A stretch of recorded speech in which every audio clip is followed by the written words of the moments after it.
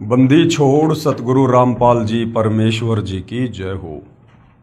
परम पिता परमात्मा सारी सृष्टि के रचनहार कुल मालिक असंख्य ब्रह्मांडों के स्वामी जगत गुरु तीनों लोकों में प्रवेश करके सबका धारण पोषण करने वाले राजाधीराज आत्माधार नाथों के नाथ देवों के देव महादेव सर्वेश्वर महेश्वर मृत्युंजय अजरो अमर आदि अनादि सनातनी प्रभु जगत पिता जगदीश्वर श्री श्री 1008 की उपाधि के वास्तविक अधिकारी अकाल मूर्त शब्द स्वरूपी राम वासुदेव सर्वगतम ब्रह्म परम पूज्य प्रथम पूज्य परम संत परम पुरुष परम धनी परम दयालु सत्य कबीर हक्का कबीर अल्लाहु कबीर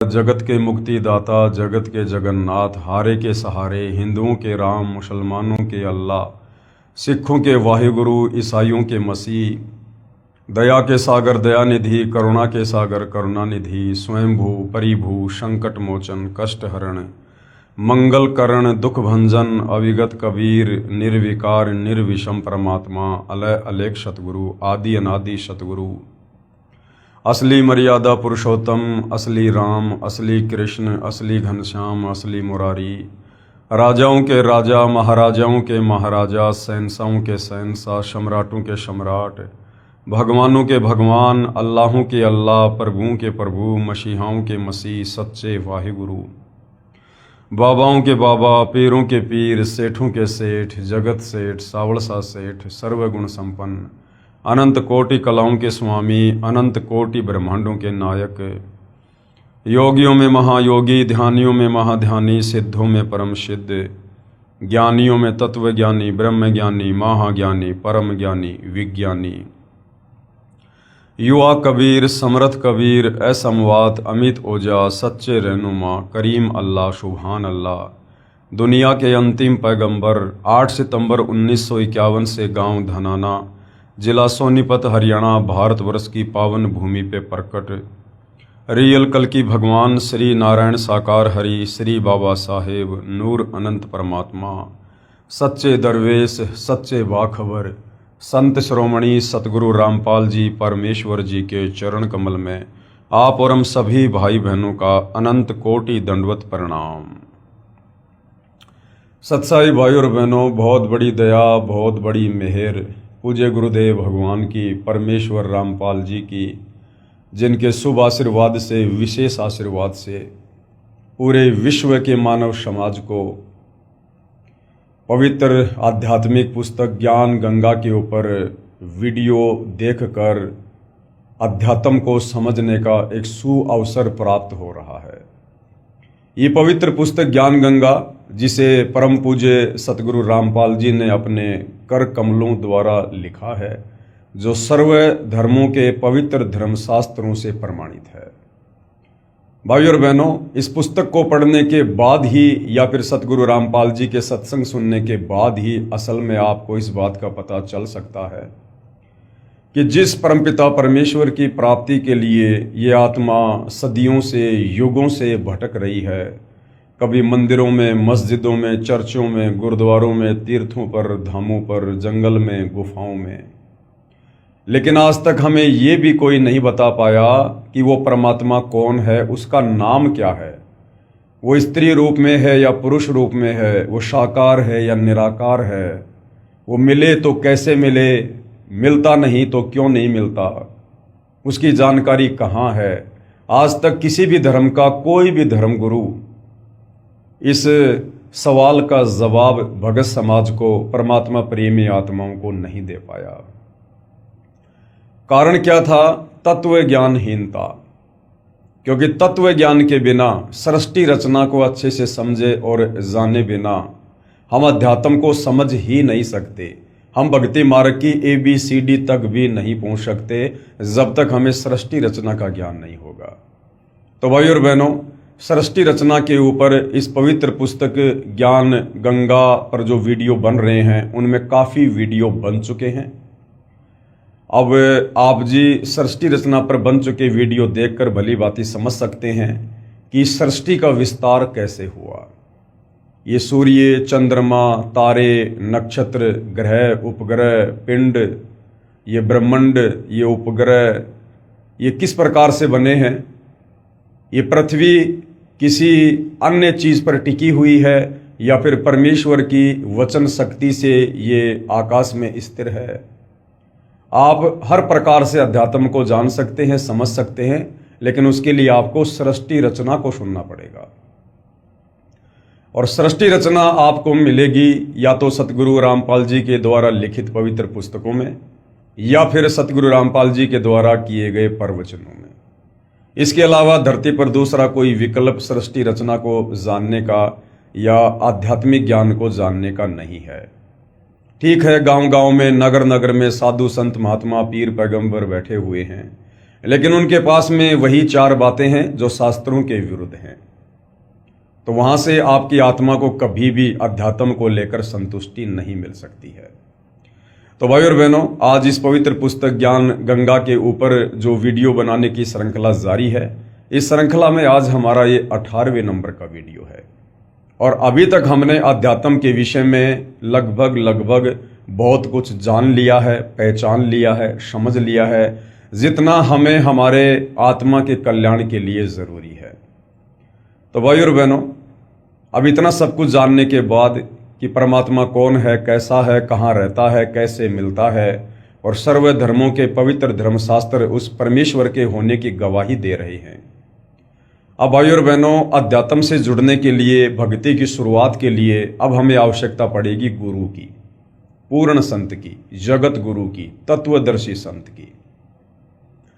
क्योंकि गीता अध्याय 4 श्लोक नंबर 34 में गीता का ज्ञान देने वाला प्रभु, ब्रह्मा विष्णु महेश का पिता, दुर्गा का पति, जिसे ब्रह्म कहते हैं, काल भी कहते हैं, ये स्वयं कह रहा है कि अर्जुन, तू किसी तत्वदर्शी महात्मा की शरण में जा, उनकी खोज कर, उनको सर्वप्रथम दंडवत प्रणाम कर, उसके बाद आधीनी से उनके साथ पेश आ और सरलता पूर्वक कपट छोड़कर सवाल करने से वो तत्व ज्ञानी महात्मा तुझे तत्व ज्ञान का उपदेश करेंगे, अर्थात तुझे भक्ति मार्ग पर लगाएंगे, तेरे से भक्ति की शुरुआत करवाएंगे। तत्वदर्शी संत के अलावा यथार्थ शास्त्र अनुकूल भक्ति की शुरुआत नहीं होती है। तो भाई और बहनों, अब सबसे बड़ी समस्या आप और हमारे सामने यानी भगत समाज के सामने ये ज्ञान सुनने के बाद, सृष्टि रचना को सुनने के बाद यही आएगी कि भाई पूर्ण संत कौन होता है, पूर्ण संत की क्या पहचान होती है, हम कैसे पहचान करें कि कौन संत सच्चा है। क्योंकि नगर नगर में, गांव गांव में आपको लाखों हजारों की संख्या में वर्तमान में साधु संत महात्मा बैठकर उपदेश करते हुए मिल जाएंगे। और उन साधु संत महात्माओं की वेशभूषा को देखकर और उनके भक्तों की भीड़ को देखकर आप यही सोचोगे कि बस दुनिया में इनके अलावा और कहीं कोई साधु संत महात्मा नहीं है। लेकिन भाई और बहनों, कबीर परमेश्वर जी की वाणी है कि दिखावे से कोई साधु संत महात्मा नहीं होता है। परमेश्वर कहते हैं कि कंठी माला सुमरणी पहने से क्या हो, ऊपर ढूंढा साधु का अंतर राख्या कोई। भारी दिखावा चाहे किसी ने कैसा भी कर रखा है, लेकिन यदि उसके पास शास्त्र अनुकूल सत भक्ति नहीं है, यदि उसे वास्तव में नाम दीक्षा देने का अधिकार नहीं है, गुरुपद रहकर प्रवचन करने का, कथा सुनाने का अधिकार नहीं है, तो वह पूर्ण संत नहीं है। यदि आप उसकी मीठी मीठी बातें सुनकर, चाहे वो कितनी बढ़िया संस्कृत बोले, कितनी ही धारा प्रवाह कथा कहे, यदि आप उसकी इस प्रकार की जो बाह्य आडंबर हैं, यदि आप उनको देखकर उन्हें पूर्ण संत मानकर उपदेश ले लेते हो और उनके द्वारा दिए गए शास्त्र विरुद्ध मनमुखी नामों का जाप करते हो, तो आप लक 84 योनि में जाकर गधे कुत्ते सुअर बनने से, नरक में जाकर असहनीय पीड़ा भोगने से और जन्म और मरण के चक्कर से बाहर नहीं निकल सकते हो। तो भाई और बहनों, वास्तव में पूर्ण संत कौन होता है, पूर्ण संत की क्या पहचान है और पूर्ण संत के क्या लक्षण हैं, ये हमें हमारे आध्यात्मिक सदग्रंथों से ही पता चलेगा। क्योंकि हमारे धर्म ग्रंथ भक्ति मार्ग का मूल हैं। ये भक्ति का संविधान है। जिस प्रकार कानून की किताब जो होती है, भारत का जो संविधान है वो विधान है, किस पर क्या धारा लगेगी, किस धारा में क्या सजा का प्रावधान है, ये कानून की किताब से ही पता चलेगा, संविधान से ही पता चलेगा। इसी प्रकार भक्ति मार्ग में पूर्ण संत कौन है, क्या उनके लक्षण है, कहाँ उनकी पहचान है, ये हमें भक्ति मार्ग के संविधान हमारे पवित्र सदग्रंथों से ही पता चलेगा। तो भाइयों और बहनों, आज हम सर्व धर्मों के पवित्र सदग्रंथों से ये निष्कर्ष निकालेंगे कि वास्तव में पूर्ण संत की क्या पहचान है और वर्तमान में धरती पर पूर्ण संत कौन है, कहाँ है और कैसे हमें उनकी शरण प्राप्त हो सकती है। ये पवित्र पुस्तक ज्ञान गंगा है, पेज नंबर 122 है। पूर्ण संत की पहचान, पवित्र सदग्रंथों से पूर्ण संत की पहचान। वेदों, गीता जी आदि पवित्र सदग्रंथों में प्रमाण मिलता है कि जब जब धर्म की हानि होती है, अब धर्म की हानि क्यों होती है? शास्त्र विरुद्ध साधना जब हद से ज्यादा बढ़ जाती है, जैसे वर्तमान में बढ़ी हुई है, तो उससे साधक को भक्ति करते करते भी किसी प्रकार का कोई लाभ नहीं मिलता है और अंत में वो साधक नास्तिकता की ओर चल पड़ता है कि भाई धरती पर भगवान नहीं है, जिस कारण से धरती पर अधर्म बढ़ने लगता है और धर्म की हानि होती है। जब जब धर्म की हानि होती है वह अधर्म की वृद्धि होती है। अब भक्ति से कुछ लाभ होते नहीं, बेचारा थक जाता है, कावड़ ला ला के, पैदल यात्रा कर करके, मंदिरों में जल चढ़ा चढ़ा के, दूध चढ़ा चढ़ा के, मंदिर मस्जिद चर्च गुरुद्वारों में प्रार्थना कर करके अंत में वो गलत रास्ता अपना लेता है कि कुछ नहीं रखा भक्ति में, कहीं भगवान नहीं है। फिर वो घटिया कर्म करना शुरू कर देता है 2 पैसे कमाने के लिए। फिर चोरी, जारी, काला बाजारी, मिलावट, रिश्वत लेना, भ्रष्टाचार, इस प्रकार के घटिया कर्म करना शुरू कर देता है, क्योंकि शास्त्र विरुद्ध साधना करने के चलते उसे भगवान की भक्ति से कोई लाभ होता नहीं है और वो व्यक्ति फिर अंत में कुमार्ग पर निकल पड़ता है। तथा वर्तमान के नकली संत, महंत व गुरुओं द्वारा भक्ति मार्ग के स्वरूप को बिगाड़ दिया गया होता है। जैसे वर्तमान में एकमात्र सतगुरु रामपाल जी के अलावा इस पूरे विश्व में जितने भी धर्म है और उन धर्मों में जितने भी धर्मगुरु हैं, उनके द्वारा पूरे समाज को केवल शास्त्र विरुद्ध साधना ही करवाई जा रही है और शास्त्र विरुद्ध व्याख्या कर करके भक्ति और भगवान की और पूरे समाज को बिगाड़ दिया है। लोग भगवान से कोसों दूर हो चुके हैं और लोगों ने भक्ति से लाभ न होने के चलते गलत रास्ते अपनाने शुरू कर दिए हैं। फिर परमेश्वर स्वयं आकर या अपने परम ज्ञानी संत को भेजकर सच्चे ज्ञान के द्वारा धर्म की पुनः स्थापना करता है। क्या होता है फिर? यदा यदा ही धर्मस्य ग्लानि भवते भारते। फिर वो परमेश्वर स्वयं ही इस पृथ्वी पर अपने सतलोक से चलकर और प्रकट होता है और परमेश्वर यहाँ हमें तत्व ज्ञान से परिचित करवाता है।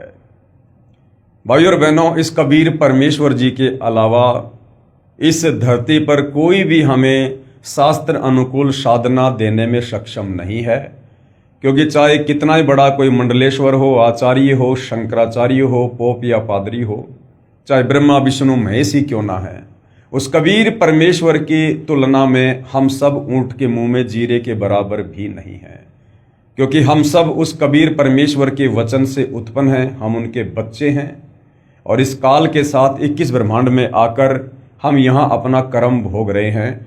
और जैसे हमारे कर्म होते हैं, जैसी हमारी भक्ति होती है, उस आधार से ये काल, ये ब्रह्म हमें यहाँ पर पोस्ट प्रदान कर देता है।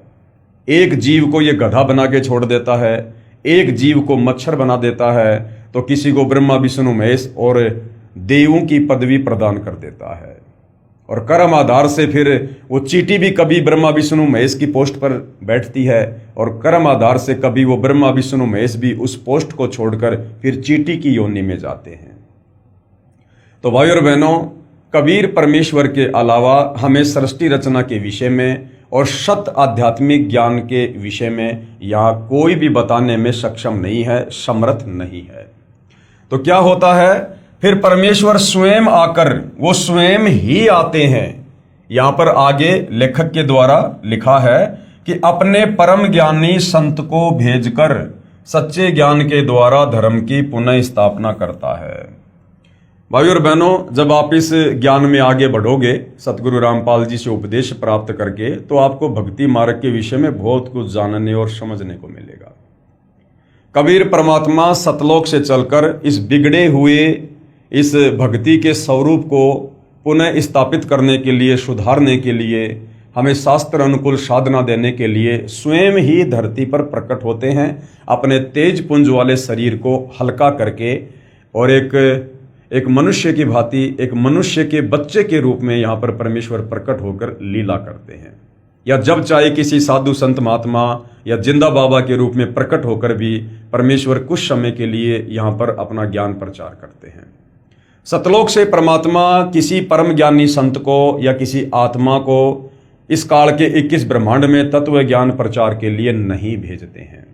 यहाँ पर पुस्तक के लेखक के द्वारा ये कहना कि परमात्मा अपने किसी परम ज्ञानी संत को सतलोक से भेजकर पुनः भक्ति के बिगड़े हुए स्वरूप को स्थापित करवाता है। तो भाई और बहनों, आपको बता दें कि सतलोक से परमात्मा कभी भी अपने किसी भी भगत को, किसी भी आत्मा को या किसी भी को संत या परम संत बनाकर इस काल के 21 ब्रह्मांड में तत्व ज्ञान प्रचार के लिए या आत्माओं के आत्म कल्याण के लिए नहीं भेजते हैं, क्योंकि ये परमात्मा स्वयं समर्थ है। ये अनंत कोटि कलाओं का स्वामी है और समर्थ का काम उसी को साजे और करे तो मूर्ख बाजे। यदि आपने सृष्टि रचना को अच्छे से पढ़ा है तो आपको पता होगा कि कबीर परमात्मा ने जब सतलोक में सृष्टि की रचना करनी चाहिए, उससे पहले अपने 12वें नंबर के पुत्र अचिंत से कहा कि बेटा, मैं तुझे शब्द शक्ति प्रदान करता हूं, आप सतलोक में रचना करो। लेकिन अचिंत सतलोक में रचना करने में सक्षम नहीं हो पाया। उसने अक्षर पुरुष की उत्पत्ति की, अक्षर पुरुष मानसरोवर में जाकर सो गया। वो अचिंत उस अक्षर पुरुष को निंद्रा से भी नहीं जगा पाया। और उसके बाद कबीर परमेश्वर ने कहा कि भाई अचिंत, तुम्हें छोटा सा ट्रेलर दिखाया गया था कि आगे चलकर मेरी किसी भी प्रकार की रचना में, मेरी लीला में तुम बाधा उत्पन्न ना कर सको। तो भाई और बहनों, सोचिए, जब कबीर परमेश्वर ने सृष्टि की शुरुआत में ही अपने बच्चों को साइड में कर दिया, उनको बाउंड कर दिया कि समर्थ का काम समर्थ ही कर सकता है, आप नहीं कर सकते हो।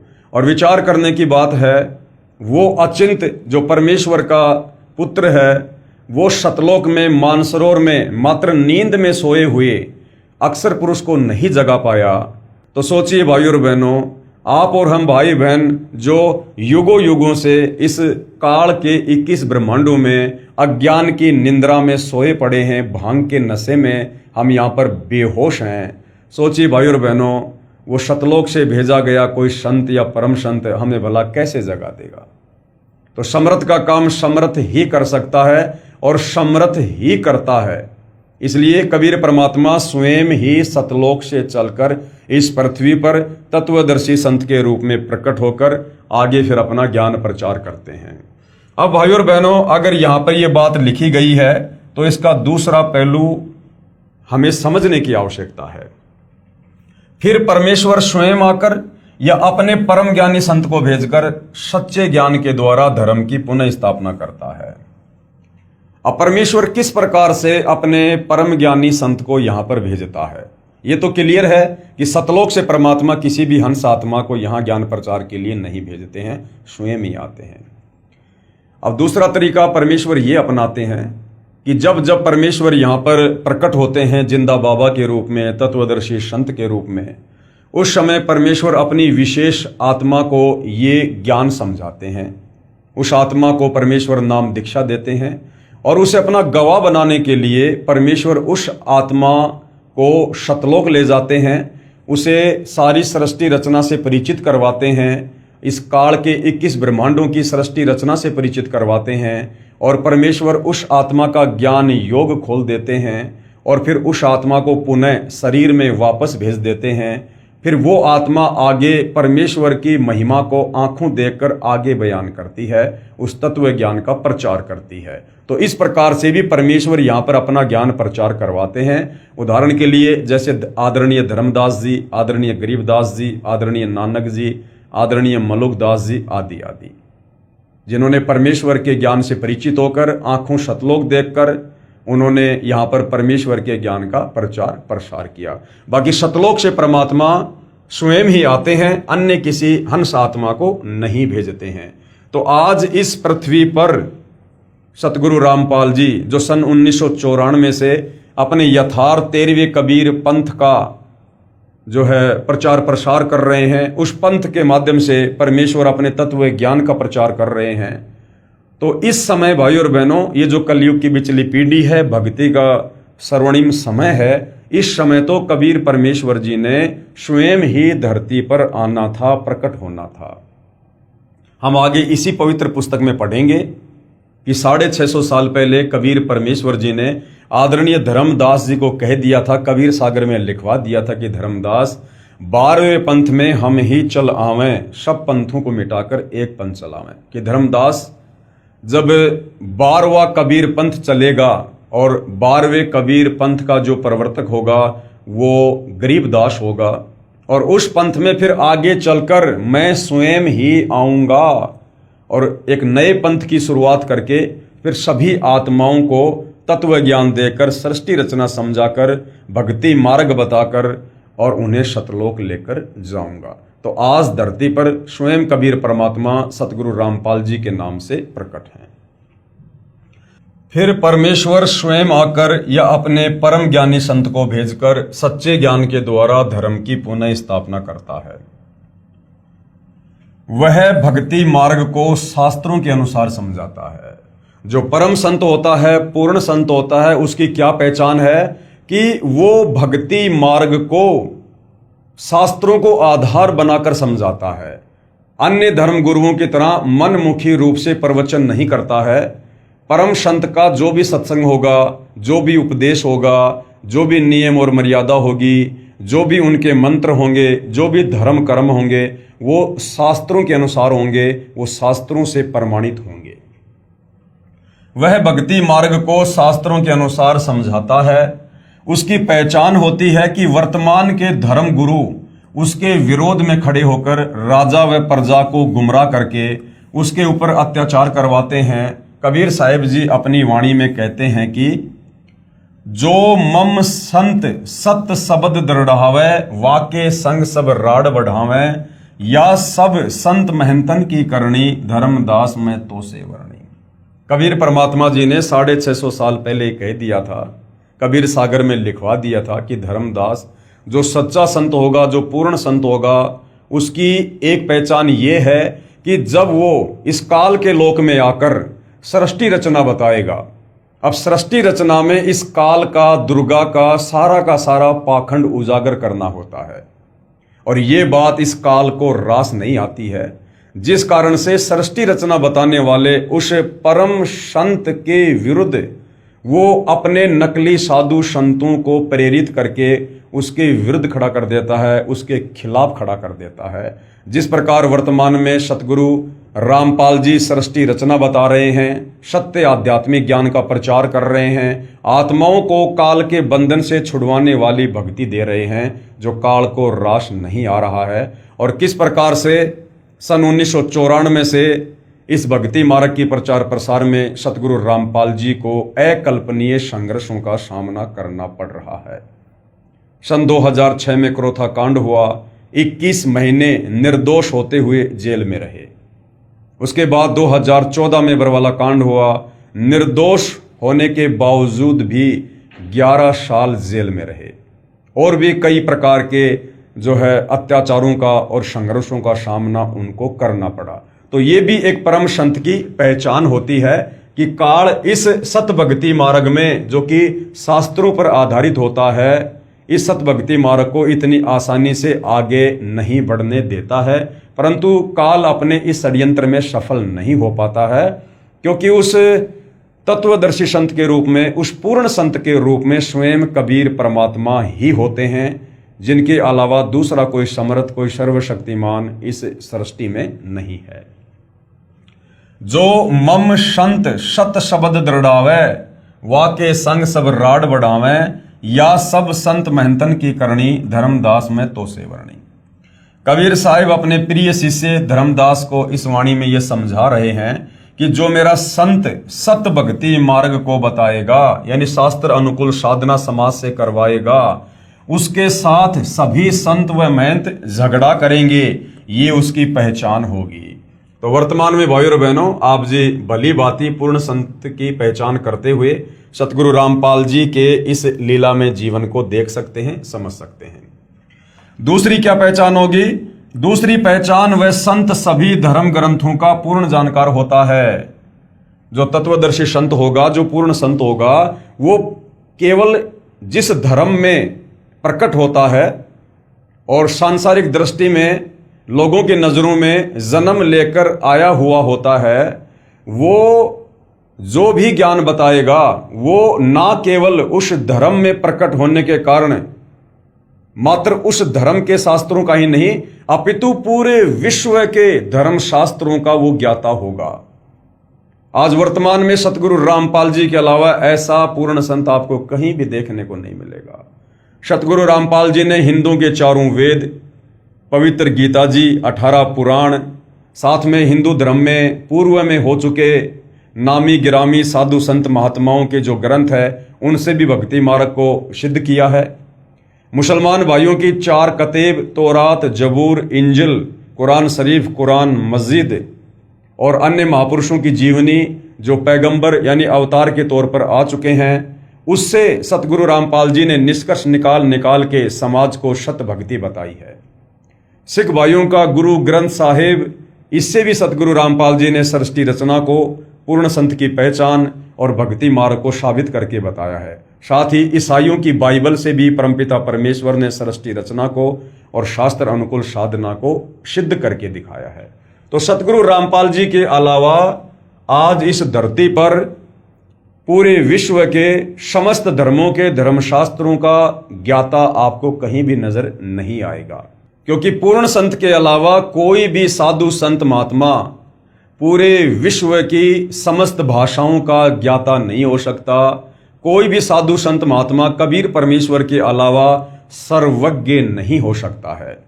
और आपको जानकर भाइयों और बहनों आश्चर्य होगा, आदरणीय गरीबदास जी जो गांव छुड़ानी, जिला झज्जर, हरियाणा में लगभग 300 वर्ष पहले हुए थे, जिनको सतलोक से चलकर जिंदा बाबा के रूप में कबीर परमेश्वर मिले थे, उनके शरीर से आत्मा को निकालकर सतलोक लेकर गए थे। उन्हें सर्व सृष्टि से परिचित करवाया, सतलोक से परिचित करवाया, काल के 21 ब्रह्मांड से उनको परिचित करवाया, उनका ज्ञान योग खोला और वापस उनकी आत्मा को शरीर में जो है वो प्रवेश किया। उसके बाद आदरणीय गरीबदास जी ने 24,000 वाणियों युक्त सदग्रंथ साहिब की रचना की, जिसको 5वां वेद सूक्ष्म वेद भी कहा जाता है। और इस 5वें वेद सूक्ष्म वेद की सबसे बड़ी खासियत यह है कि इसमें विश्व के सभी देशों की भाषाओं के शब्दों का समावेश है। और 300 साल से आदरणीय गरीबदास जी के सदग्रंथ साहिब के ऊपर किसी भी साधु संत महात्मा ने, यहां तक कि गरीबदास पंथ के संतों ने भी खुलासा नहीं किया, जो है उसका खोलकर जनता के सामने विश्लेषण नहीं किया। केवल सतगुरु रामपाल जी जो सन 1993 से आदरणीय गरीबदास जी के सदग्रंथ साहिब को खोल कर बता रहे हैं, जिस सदग्रंथ साहिब में लगभग 300 से ज्यादा देशों की भाषाओं के शब्दों का समावेश है। तो भाइयों और बहनों, ऐसा अद्भुत कारनामा, ऐसा अद्भुत करिश्मा पूर्ण परमेश्वर के अलावा तत्वदर्शी संत के रूप में और कोई भी नहीं कर सकता है। तो दूसरी पहचान है, वह संत सभी धर्म ग्रंथों का पूर्ण जानकार होता है। प्रमाण सतगुरु गरीबदास जी की वाणी में, सतगुरु के लक्षण कहूं मधुरे बैन विनोद, 4 वेद 6 शास्त्र कहे 18 बोध। आदरणीय गरीबदास जी क्या कहते हैं कि मैं आपको पूर्ण सतगुरु के, पूर्ण संत के लक्षण बताता हूं। मधुरे बैन विनोद, उसकी भाषा बड़ी प्यार और प्रेम वाली होगी। 4 वेद 6 शास्त्र, वो चारों वेदों का पूर्ण ज्ञाता होगा। 6 शास्त्रों का पूर्ण ज्ञाता होगा और कई 18 बोध और 18 प्रकार का ज्ञान, जैसे चारों वेद ये एक ज्ञान है, 18 पुराण ये एक ज्ञान है, 6 शास्त्र ये एक ज्ञान है। इस प्रकार वह 18 ज्ञान का कंप्लीट जानकार होगा। तो भाई और बहनों, ये लक्षण आपको वर्तमान में परम पूज्य सतगुरु रामपाल जी के अलावा इस विश्व में 21 ब्रह्मांड में कहीं भी देखने और सुनने को नहीं मिलेगा। तो ये भी एक पहचान है कि सतगुरु रामपाल जी वर्तमान में धरती पर पूर्ण संत है, जिनसे उपदेश लेकर हम अपनी आत्मा का कल्याण करवा सकते हैं। सतगुरु गरीबदास जी महाराज अपनी वाणी में पूर्ण संत की पहचान बता रहे हैं कि वह चारों वेदों, 6 शास्त्रों, 18 पुराणों आदि सभी ग्रंथों का पूर्ण जानकार होगा, अर्थात उनका सार निकाल कर बताएगा, निष्कर्ष निकाल कर बताएगा। यजुर्वेद अध्याय 19 मंत्र 25 और 26 में लिखा है कि वेदों के अधूरे वाक्यों अर्थात सांकेतिक शब्दों व 1/4 श्लोकों को पूरा करके विस्तार से बताएगा। वह 3 समय की पूजा बताएगा। आज आप सोशल मीडिया पर देख रहे होंगे कि भाई आने वाला समय विनाशकारी है, युग परिवर्तन का समय है, और लोग बार बार कह रहे हैं कि वही बचेगा जो त्रिकाल संध्या करेगा, जो त्रिकाल संध्या करेगा, जो माधव नाम का जाप करेगा। अब भाई और बहनों, वर्तमान में सतगुरु रामपाल जी के अलावा इस धरती पर किसी के पास त्रिकाल संध्या नहीं है। हाँ, मनमुखी रूप से जो मर्जी 300 में आरती करो, परंतु वास्तविक जो त्रिकाल संध्या है, जो वास्तव में आप और हमारा युग परिवर्तन के समय बचाव करेगी, जिस त्रिकाल संध्या को करने के चलते हमारी आत्मा का कल्याण होगा, वो त्रिकाल संध्या यानी 3 समय की आरती सिर्फ और सिर्फ सतगुरु रामपाल जी के पास है। और सतगुरु रामपाल जी से उपदेश प्राप्त करने के बाद ही आप उस त्रिकाल संध्या का पाठ करके लाभ उठा सकते हो। वह 3 समय की पूजा बताएगा। सुबह पूर्ण परमात्मा की पूजा, जिसको नित्य नियम कहते हैं, हम सभी उपदेश प्राप्त भगत भाई बहन करते हैं। दोपहर को विश्व के देवताओं का सत्कार, दोपहर की आरती हम जो करते हैं उसको असुर निकंदन रमैनी कहते हैं, जिसमें देवी देवताओं का सत्कार है, उनकी स्तुति है। वह संध्या आरती अलग से बताएगा। और शाम के समय हम सभी भगत भाई बहन संध्या आरती करते हैं। सुबह का नित्य नियम, दोपहर की असुर निकंदन रमैनी और शाम की संध्या आरती, यह है त्रिकाल संध्या। अब ये त्रिकाल संध्या कैसे करनी है, क्या है, इसमें क्या क्या वाणियां हैं, ये जब आप सतगुरु रामपाल जी से उपदेश प्राप्त कर लेंगे, उसके बाद आपको त्रिकाल संध्या की एक पुस्तिका दी जाएगी, उससे हमने पाठ करना होता है। दोपहर को विश्व के देवताओं का सत्कार व संध्या आरती अलग से बताएगा। वह जगत का उपकारक संत होगा, यानी वो जगत का भला चाहने वाला, आत्माओं का उद्धारक होगा, जगत का तारणहार होगा।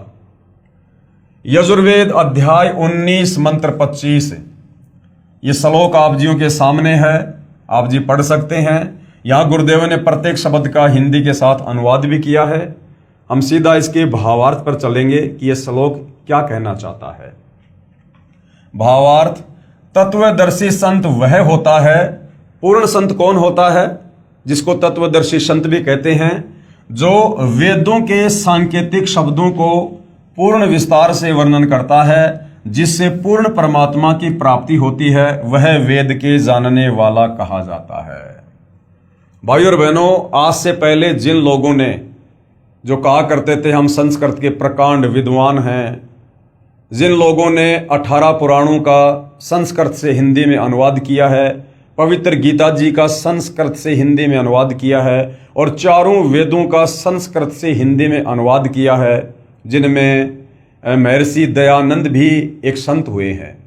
लेकिन भाई और बहनों, अब सतगुरु रामपाल जी ने जो इन समस्त धर्म ग्रंथों का, चारों वेदों का, गीता जी का, पुराणों का, बाइबल का, कुरान का, इनका जो यथार्थ अनुवाद करके भगत समाज को निष्कर्ष निकाल के दिया है, अब इससे साबित होता है कि चाहे महर्षि दयानंद जी हो या चाहे अन्य कोई अनुवादक हो, किसी ने भी इन धर्म शास्त्रों का यथार्थ अनुवाद नहीं किया है, क्योंकि उनको तत्व ज्ञान नहीं था। और तत्व ज्ञान के बिना आप किसी भी सदग्रंथ को समझ ही नहीं सकते, अनुवाद करना तो बहुत दूर की बात है। दूसरा भाइयों और बहनों, ये चारों वेद, ये पूर्ण ब्रह्म कबीर परमेश्वर ने इस ब्रह्म को, काल को दिए थे। तो भाइयों और बहनों, इस पूर्ण ब्रह्म की इस कृति को, लेख को, वो पूर्ण ब्रह्म स्वयं ही आकर यहां पर प्रकट होकर तत्वदर्शी संत के रूप में सही सही बताता है, व्याख्या करता है। दूसरा कोई भी इन धर्मशास्त्रों की यथार्थ व्याख्या करने में सक्षम नहीं है। उसके बाद यजुर्वेद अध्याय 19 मंत्र 26, ये श्लोक आप जियों के सामने है, पढ़ सकते हैं। यहां गुरुदेव ने अनुवाद में प्रत्येक शब्द का हिंदी में अनुवाद भी किया है। ये श्लोक हमें क्या समझाना चाहता है? भावार्थ, जिस पूर्ण संत के विषय में मंत्र 25 में कहा है, वह दिन में 3 बार, प्रातः यानी सुबह, दिन के मध्य यानी दोपहर को, और शाम को साधना करने को कहता है। सुबह तो पूर्ण परमात्मा की पूजा, दोपहर को सर्व देवताओं का सत्कार के लिए, तथा शाम को संध्या आरती आदि को अमृतवाणी के द्वारा करने को कहता है। वह सर्व संसार का उपकार करने वाला होता है। और ये त्रिकाल संध्या वर्तमान में सतगुरु रामपाल जी के अलावा अपने भक्तों को कोई भी संत करने का आदेश नहीं देता है, क्योंकि उनके पास ये त्रिकाल संध्या है ही नहीं, वो केवल नाम जानते हैं। उसके बाद भाइयों और बहनों, यजुर्वेद अध्याय 19 मंत्र 30, ये संस्कृत में श्लोक आप जियों के सामने है, पढ़ सकते हैं। प्रत्येक शब्द का हिंदी में अनुवाद गुरुदेव ने किया है। हम सीधा इसके भावार्थ पर चलते हैं कि पूर्ण संत के विषय में ये श्लोक हमें क्या समझा रहा है। भावार्थ, पूर्ण संत उसी व्यक्ति को शिष्य बनाता है जो सदाचारी रहे, अभक्ष्य पदार्थों का सेवन व नशीली वस्तुओं का सेवन न करने का आश्वासन देता है।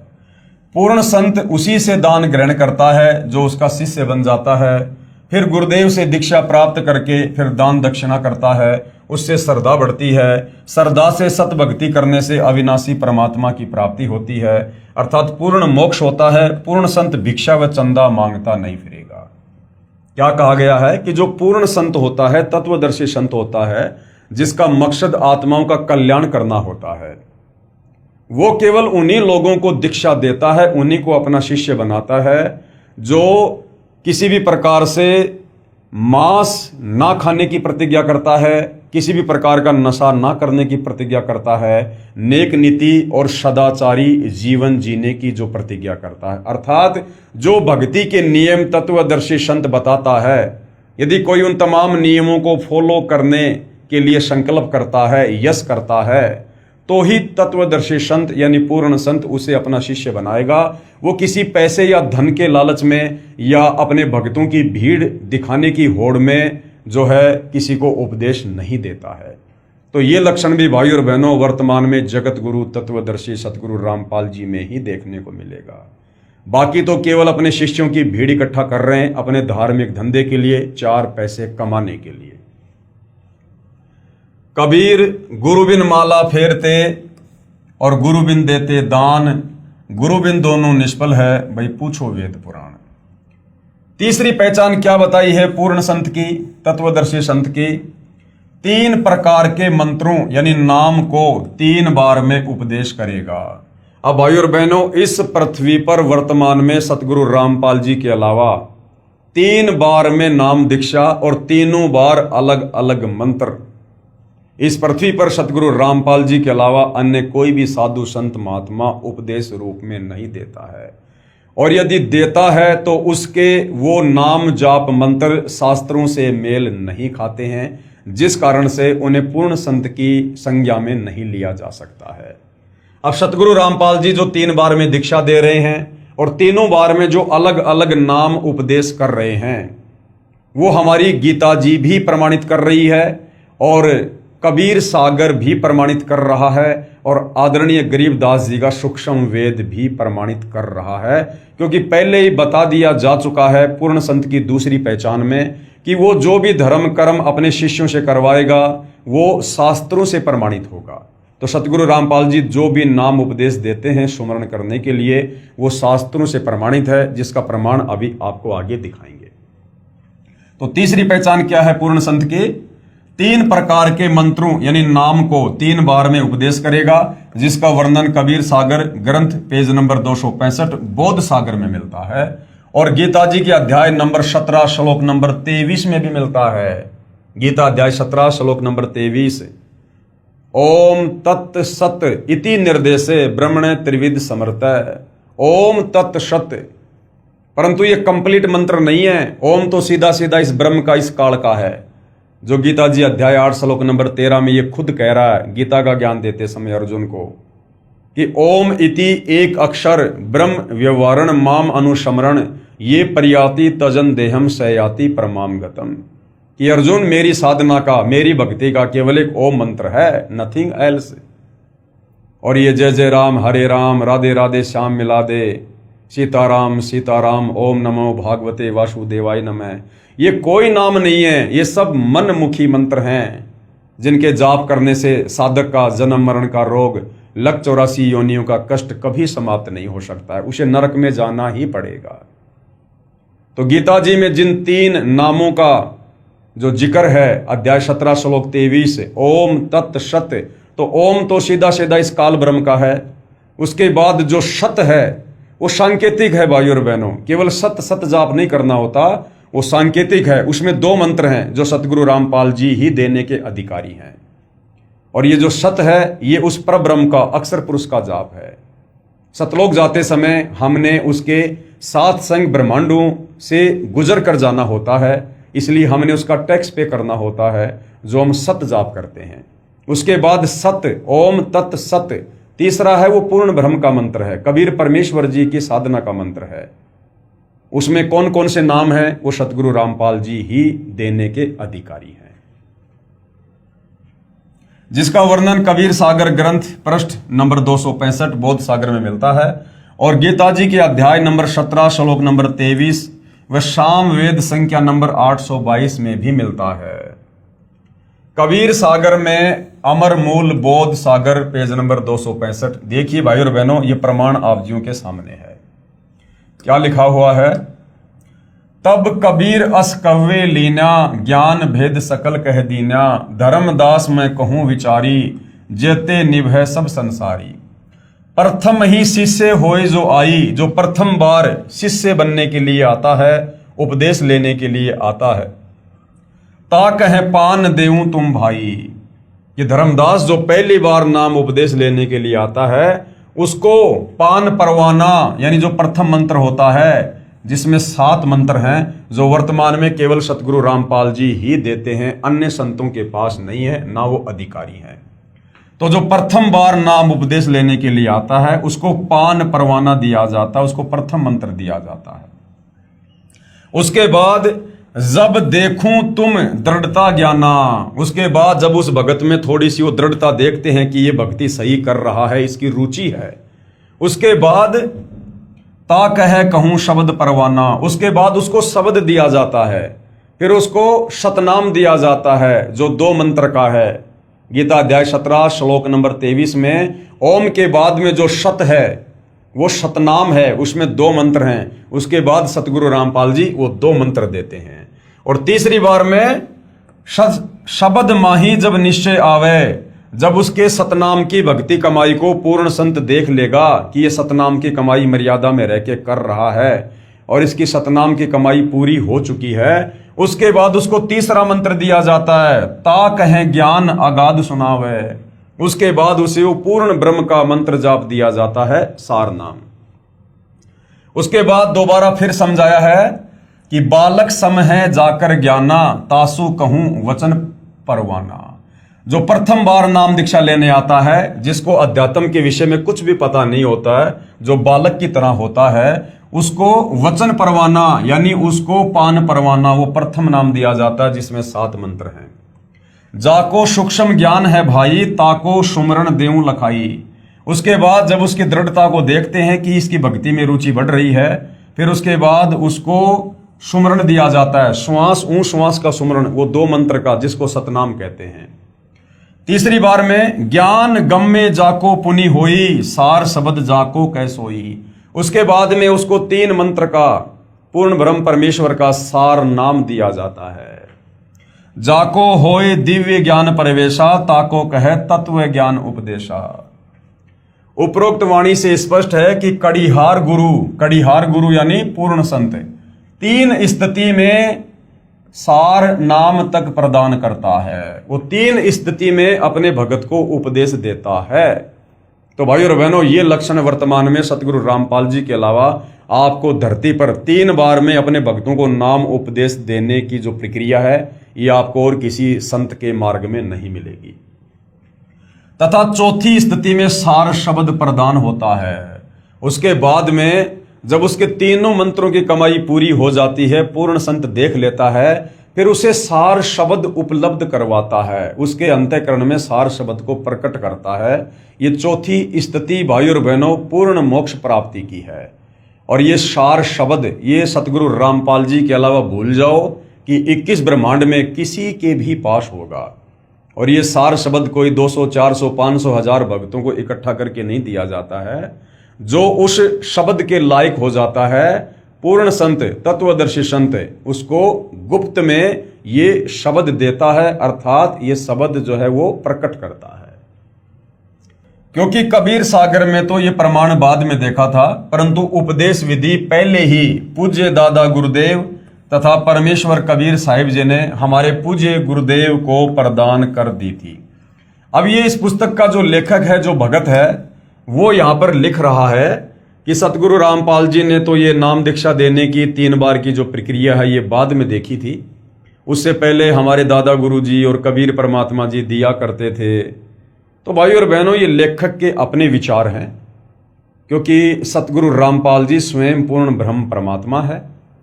और ये इस प्रकार से शास्त्रों का सहारा सिर्फ और सिर्फ आप और हमें अध्यात्म को समझाने के लिए ले रहे हैं। ये सारी बातें सतगुरु रामपाल जी, ये सारा ज्ञान, ये सारे मंत्र, सारी भक्ति, चारों वेदों का सहारा लिए बिना, बाइबल, कुरान, पुराण, तौरेत, जबूर, इंजिल, इन सब पुस्तकों का सहारा लिए बिना भी हमें ज्यों का त्यों बता सकते हैं, समझा सकते हैं।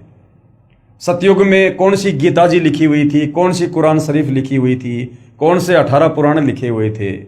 ये भक्ति विधि, ये मंत्र, ये मर्यादा, सब कुछ कबीर परमात्मा सतयुग में, त्रेता में, द्वापर में अपने भक्तों को दिया करते थे। आज वही कबीर परमात्मा सतगुरु रामपाल जी के नाम से धरती पर प्रकट हैं। परंतु इस कलयुग में आप और हमारी आत्मा इतनी मलिन हो चुकी है, गंदी हो चुकी है, हम जब तक अपनी आंखों से बार बार कोई प्रमाण ना देख लें, हम उसको स्वीकार करने में सक्षम नहीं हैं।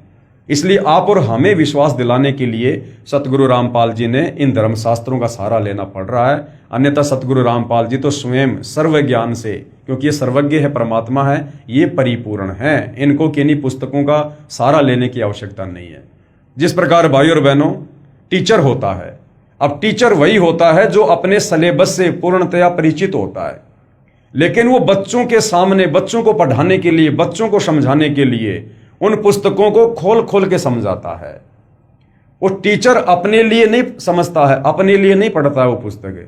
वो टीचर तो सर्वज्ञ है, उस टीचर को उस पाठ्यक्रम के विषय में पूरा ज्ञान है, तभी तो वो टीचर बना है। लेकिन वो नादान बच्चे, वो उस सिलेबस से अपरिचित हैं। उन बच्चों को समझाने के लिए टीचर ने बार बार पुस्तक खोलकर उसको पढ़कर समझाना पड़ता है। इसी प्रकार सतगुरु रामपाल जी तो इस कंप्लीट अध्यात्म से पूर्णतया परिचित हैं। इन्हें आवश्यकता नहीं किसी वेद, कुरान, पुराण की। ये तो आप और हम नादान जीवों के लिए, जो अध्यात्म से सदियों से कोसों दूर बैठे हैं, आप और हमारे अंतःकरण में इस सत्य को सत्य बैठाने के लिए और इन्हें जो है आध्यात्मिक पाठ्यक्रम को, इन वेदों को, गीता को, पुराणों को, कुरान को, बाइबल को, तौरेत, जबूर, इंजिल, कुरान शरीफ, कुरान मस्जिद, इन तमाम प्रकार के धार्मिक सदग्रंथों का सहारा लेते हैं। तो सतगुरु रामपाल जी को आवश्यकता नहीं है, जो हमारे को शुरू से ही 3 बार में नाम दान की दीक्षा करते आ रहे हैं। हमारे गुरुदेव सतगुरु रामपाल जी महाराज प्रथम बार में श्री गणेश जी, श्री ब्रह्मा शांतरी जी, श्री लक्ष्मी विष्णु जी, श्री शंकर पार्वती जी व माता शेरा वाली का नाम जाप देते हैं। जो प्रथम बार में दीक्षा दी जाती है सतगुरु रामपाल जी के पंथ में, उसमें 7 मंत्र दिए जाते हैं, जिनमें सर्व प्रथम और अंत का जो मंत्र है वो कबीर परमेश्वर जी का है, पूर्ण ब्रह्म का है। और बीच में जो 5 मंत्र हैं वो विशेषकर हिंदू समाज जिसे अपने प्रधान देवी देवता मानते हैं, जो हमारे शरीर में बने उन कमल चक्रों में विद्यमान है, जैसे श्री ब्रह्मा और शांवत्री जी, श्री गणेश जी, श्री विष्णु लक्ष्मी जी, शेरावाली, शंकर और पार्वती। सतगुरु रामपाल जी इन पांचों देवताओं के यथार्थ मंत्र प्रथम नाम दीक्षा में साधक को जो है नामदान के रूप में देते हैं, उपदेश के रूप में देते हैं। अब बहुत सारे भाई बहन कह देते हैं सतगुरु रामपाल जी के सत्संग ना सुन पाने के चलते, उनकी पुस्तकें ना पढ़ पाने के चलते, कि सतगुरु रामपाल जी तो देवी देवताओं की भक्ति छुड़वाते हैं। भाई जब आप सतगुरु रामपाल जी के प्रवचन सुनोगे तब आपको समझ में आएगा कि सतगुरु रामपाल जी देवी देवताओं की भक्ति नहीं छुड़वाते, वरन सतगुरु रामपाल जी तो देवी देवताओं की यथार्थ भक्ति हिंदू समाज से करवा रहे हैं, पूरे विश्व के मानव से करवा रहे हैं। हम केवल इन देवी देवताओं के नाम जानते हैं, शंकर जी, गणेश जी, ब्रह्मा जी, विष्णु जी, और हमारे नादान धर्मगुरु जो तत्व ज्ञान से अपरिचित थे, इन्हें इन देवी देवताओं के मूल मंत्रों का, बीज मंत्रों का ज्ञान नहीं, जिससे ये देवी देवता तुरंत प्रभावित होकर हमें कुछ लाभ दें। तो इन्होंने केवल देवी देवताओं के नाम ही रटवाने शुरू कर दिए। कोई विष्णु जी की भक्ति करवाता था तो उसने मंत्र दे दिया, ओम नमो भागवते वासुदेवाय नमः, या ओम नमः विष्णु देवाय नमः। कोई शंकर जी का पुजारी था, उसने अपने भक्तों को मंत्र देना शुरू कर दिया, ओम नमः शिवाय। कोई गणेश जी का पुजारी था, उसने अपने भक्तों को मंत्र देना शुरू कर दिया, ओम गणेशाय नमः। भाई और बहनों, ये तो इन देवी देवताओं के शरीर के नाम हैं, इनकी पहचान है। इन देवी देवताओं से लाभ लेने के मंत्र अलग हैं। जिस प्रकार आप जी एक कुत्ते को जो आपके पास में बैठा हो उधर मुंह करके आप उसको बार बार कहिए, कुत्ता कुत्ता, ए कुत्ता, इधर आ कुत्ता, वो कुत्ता कान उठाकर भी नहीं सुनेगा, नहीं देखेगा, क्योंकि कुत्ता उसके शरीर का नाम है। लेकिन यदि आपने उस कुत्ते को अपने पास बुलाना है, उसका ध्यान आकर्षित करना है, तो उसका मूल मंत्र अलग है, उसका बीज मंत्र अलग है, जिससे वो प्रभावित होगा। आप धीरे से कह दीजिए, त्योल त्योल, तुरंत कान खड़ा करके देखेगा कि मुझे कौन पुकार रहा है। आप भैंसे को भैंसा भैंसा कहिए, जोटा जोटा कहिए, वो नहीं देखेगा आपकी तरफ। उसका एक मूल मंत्र है जिससे वो आकर्षित होता है, प्रभावित होता है। आप धीरे से बोल दो, उर्र रही, तुरंत आपकी तरफ वो आंख गाड़ के देखने लगेगा। इसी प्रकार ये जितने भी देवी देवता हैं जिनके मंत्र सतगुरु रामपाल जी प्रथम नाम दीक्षा में देते हैं, ये इन देवी देवताओं के मूल मंत्र हैं, इनके बीज मंत्र हैं। इन मंत्रों का पूर्ण संत से नाम उपदेश लेकर जाप करते ही ये तुरंत आकर्षित होकर ये आपको अपने स्तर का लाभ देना शुरू कर देंगे। बाकी इनके नाम आप चाहे पूरी जिंदगी जपते रहिए, और जप ही रहे सदियों से हमारे नादान धर्म गुरुओं ने मात्र देवी देवताओं के शरीर के नाम ही तो जपवाए हैं। आज सबकी दुर्गति हुई पड़ी है। इन देवी देवताओं की भक्ति करते करते भी लोग दुखी, परेशान, हॉस्पिटल पे हॉस्पिटल खुल रही हैं। अरे भगवान की भक्ति से तो रोग कम होने चाहिए, यहाँ दिन रात रोग बढ़ते जा रहे हैं, हॉस्पिटल बढ़ते जा रहे हैं, इंसान की दुर्गति होती जा रही है। तो भाई और बहनों, आप और हमें ये नादान धर्मगुरु इन देवी देवताओं की भी सत्य साधना नहीं बता रहे थे, जिस कारण से हमें थोड़ा बहुत लाभ भी प्राप्त नहीं हो पा रहा था। और जो थोड़ा बहुत लाभ हमें मिल रहा है या मिल रहा था, हम तो सोच रहे थे कि हमारी वर्तमान भक्ति से मिल रहा है। नहीं, ये हमारे पूर्व मनुष्य जन्मों की जो भक्ति कमाई थी, जो हमारे अंतःकरण में संचित थी, हमें उससे लाभ मिल रहा था। वर्तमान शास्त्र विरुद्ध साधना से और मनमुखी नामों के जाप से किसी को किसी प्रकार का कोई लाभ नहीं होता है।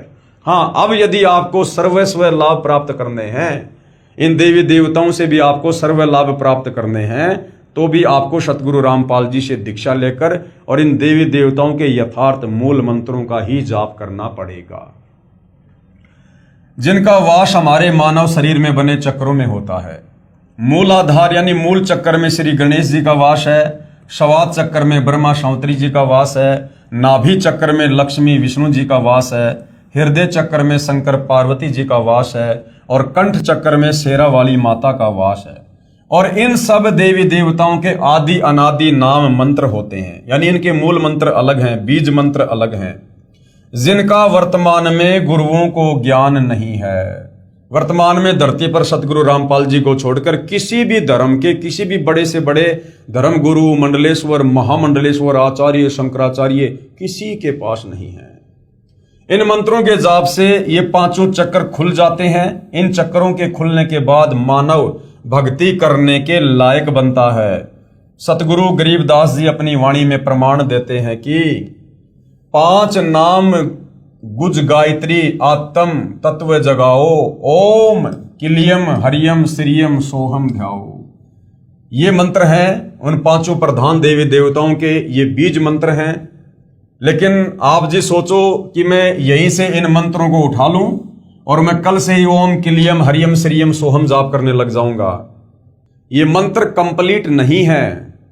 कंप्लीट मंत्र आपको सतगुरु रामपाल जी बताएंगे और उसके बाद इन मंत्रों को किस प्रकार से जाप करना है, इन मंत्रों के जाप करने की विधि क्या है, ये भी आपको सतगुरु रामपाल जी ही बताएंगे। क्योंकि पूर्ण संत से जो अधिकारी होता है उससे उपदेश लिए बिना ये मंत्र अपना वास्तविक काम नहीं करेंगे। भावार्थ 5 नाम जो गुज गायत्री है इनका जाप करके आत्मा को जागृत करो। दूसरी बार में 2 अक्षर का जाप देते हैं। जो पूर्ण संत होता है, तत्वदर्शी संत होता है, वो प्रथम बार में तो ये पान परवाना देगा जो प्रथम दीक्षा है, जिसमें बीच बीच के 5 मंत्र हैं। और दूसरी बार में 2 अक्षर का जाप देते हैं जिसको शतनाम भी कहा जाता है, जिनमें एक तो ओम है और दूसरा तत् जो कि गुप्त है। ये अक्षर पुरुष का है, पर ब्रह्म का मंत्र है। ये केवल उपदेशी को बताया जाता है, जिनको श्वास के साथ जाप किया जाता है। ओम तो सीधा मंत्र है काल का, ब्रह्म का। दूसरा ये जो तत् है ये अक्षर पुरुष का है, जिसके 7 संग ब्रह्मांड है, जो आपने सृष्टि रचना में पढ़ा। परंतु ये तत् कोई मंत्र नहीं है, तन तो एक सांकेतिक शब्द है। इस तत् के पीछे कौन सा मंत्र छुपा हुआ है जिसका जाप करने से ये कंप्लीट मंत्र बनेगा और हमें लाभ होगा, ये सतगुरु रामपाल जी ही अपने उपदेशी भगत को बताते हैं। फिर तीसरी बार में सारनाम देते हैं जो कि पूर्ण रूप से गुप्त है। तीसरी बार में जो सारनाम दिया जाता है वो पूर्ण रूप से गुप्त है। वो किसी को सार्वजनिक नहीं बताया जाता, खोलकर नहीं बताया जाता। उपदेशी को ही सतगुरु रामपाल जी बताते हैं जब देख लेते हैं कि ये व्यक्ति तीसरे मंत्र सारनाम के योग्य हो चुका है। अब भाइयों और बहनों, 3 बार में नाम जाप देने का प्रमाण पवित्र गीता जी में कहां लिखा हुआ है, ताकि हमें विश्वास हो और हम पूर्ण संत की पहचान करके तुरंत उनसे नाम उपदेश लेकर अपनी आत्मा का कल्याण करवाने की दिशा में आगे बढ़े। तो 3 बार में नाम जाप देने का जो पहला प्रमाण था वो आपने कबीर सागर में देख लिया। अब आपको पवित्र गीता जी में दिखाते हैं। अध्याय 17 श्लोक नंबर 23, ओम तत् सत, ये है वो 3 मंत्र भाइयों और बहनों। ये ओम तो सीधा सीधा इस 21 ब्रह्मांड के स्वामी काल का है। दूसरा जो ये तत् है ये 7 संग ब्रह्मांड के स्वामी अक्षर पुरुष का है। और तीसरा जो सत है ये पूर्ण ब्रह्म परमात्मा कबीर साहिब का है। तो सतगुरु रामपाल जी के अलावा ये मंत्र धरती पर किसी के पास नहीं है और ना कोई देने का अधिकारी है। ओम तो सीधा सीधा इस काल ब्रह्म का है, बाकी ये सांकेतिक हैं। तत् और सत ये संकेतों में है। इनके पीछे कौन कौन से मंत्र हैं वो सतगुरु रामपाल जी ही बताते हैं। तो गीता अध्याय 17 श्लोक 23 क्या बता रहा है 3 बार के नाम जाप के विषय में। ओम तत् सत इति निर्देश ब्रह्मणे त्रिविध समर्थ। ब्रह्मण यानी सच्चिदानंद घन ब्रह्म की भक्ति का, पूर्ण परमात्मा कबीर साहिब की भक्ति का जाप करने का वो 3 मंत्र कौन सा है। ब्राह्मणा 3 वेदा च यज्ञा च विहिता पुरा। अब अनुवाद गुरुदेव भगवान ने किया है। ओम ब्रह्म का और तत् ये सांकेतिक मंत्र ये पर ब्रह्म का अक्षर पुरुष का है। और सत ये पूर्ण ब्रह्म का यानी कबीर परमेश्वर का है। इति मानी ऐसे ये है। त्रिविध यानी 3 प्रकार के। ब्रह्मण यानी पूर्ण परमात्मा के नाम सुमरण का। निर्देश यानी संकेत, स्मृत यानी कहा है। और सृष्टि के आदि काल में विद्वानों ने बताया कि उसी पूर्ण परमात्मा ने वेद तथा यज्ञ आदि रचे। तो भाइयों और बहनों, इस मंत्र को प्राप्त किए बिना ओम तत् सत को आप काल के 21 ब्रह्मांड से मुक्त नहीं हो सकते हैं। और ये कंप्लीट मंत्र यहां तो केवल संकेत में है, कोड वर्ड में है। एक कंप्लीट मंत्र आप जी को सतगुरु रामपाल जी के पास ही मिलेगा, केवल पूर्ण संत के पास ही मिलेगा। ये पूर्ण संत की पहचान है कि वो 3 बार में दीक्षा देगा, और 3 बार के नाम का ये संकेत, ये प्रमाण आपको पवित्र गीता जी दे रही है, जो गीता जी 4 वेदों का सारांश है। तो किसी प्रकार की कोई शंका नहीं होनी चाहिए कि वास्तव में धरती पर पूर्ण संत सतगुरु रामपाल जी ही हैं, जिनसे उपदेश लेकर ही भक्ति सफल हो सकती है। बाकी बहुत सारे गुरु मिलेंगे आपको, ओम तत्सत ऐसा जाप मंत्र देने वाले। उनके शिष्य ओम तत्सत जाप करते रहते हैं, चाहे पूरी जिंदगी करते रहो, कोई बदलाव नहीं मिलेगा आपको उनके जीवन में, उनकी क्रिया में, उनके स्वभाव में, उनके खान पान में, उनके विचारों में। क्योंकि ये मंत्र है ही नहीं, ये कंप्लीट नहीं है, ये तो संकेत है, ये तो कोड वर्ड में है। क्योंकि गीता जी 4 वेदों का सार है, गीता जी 4 वेदों का संक्षिप्त रूप है, इसलिए संकेतों में है। और संकेतों को वो तत्वदर्शी संत ही समझा सकता है।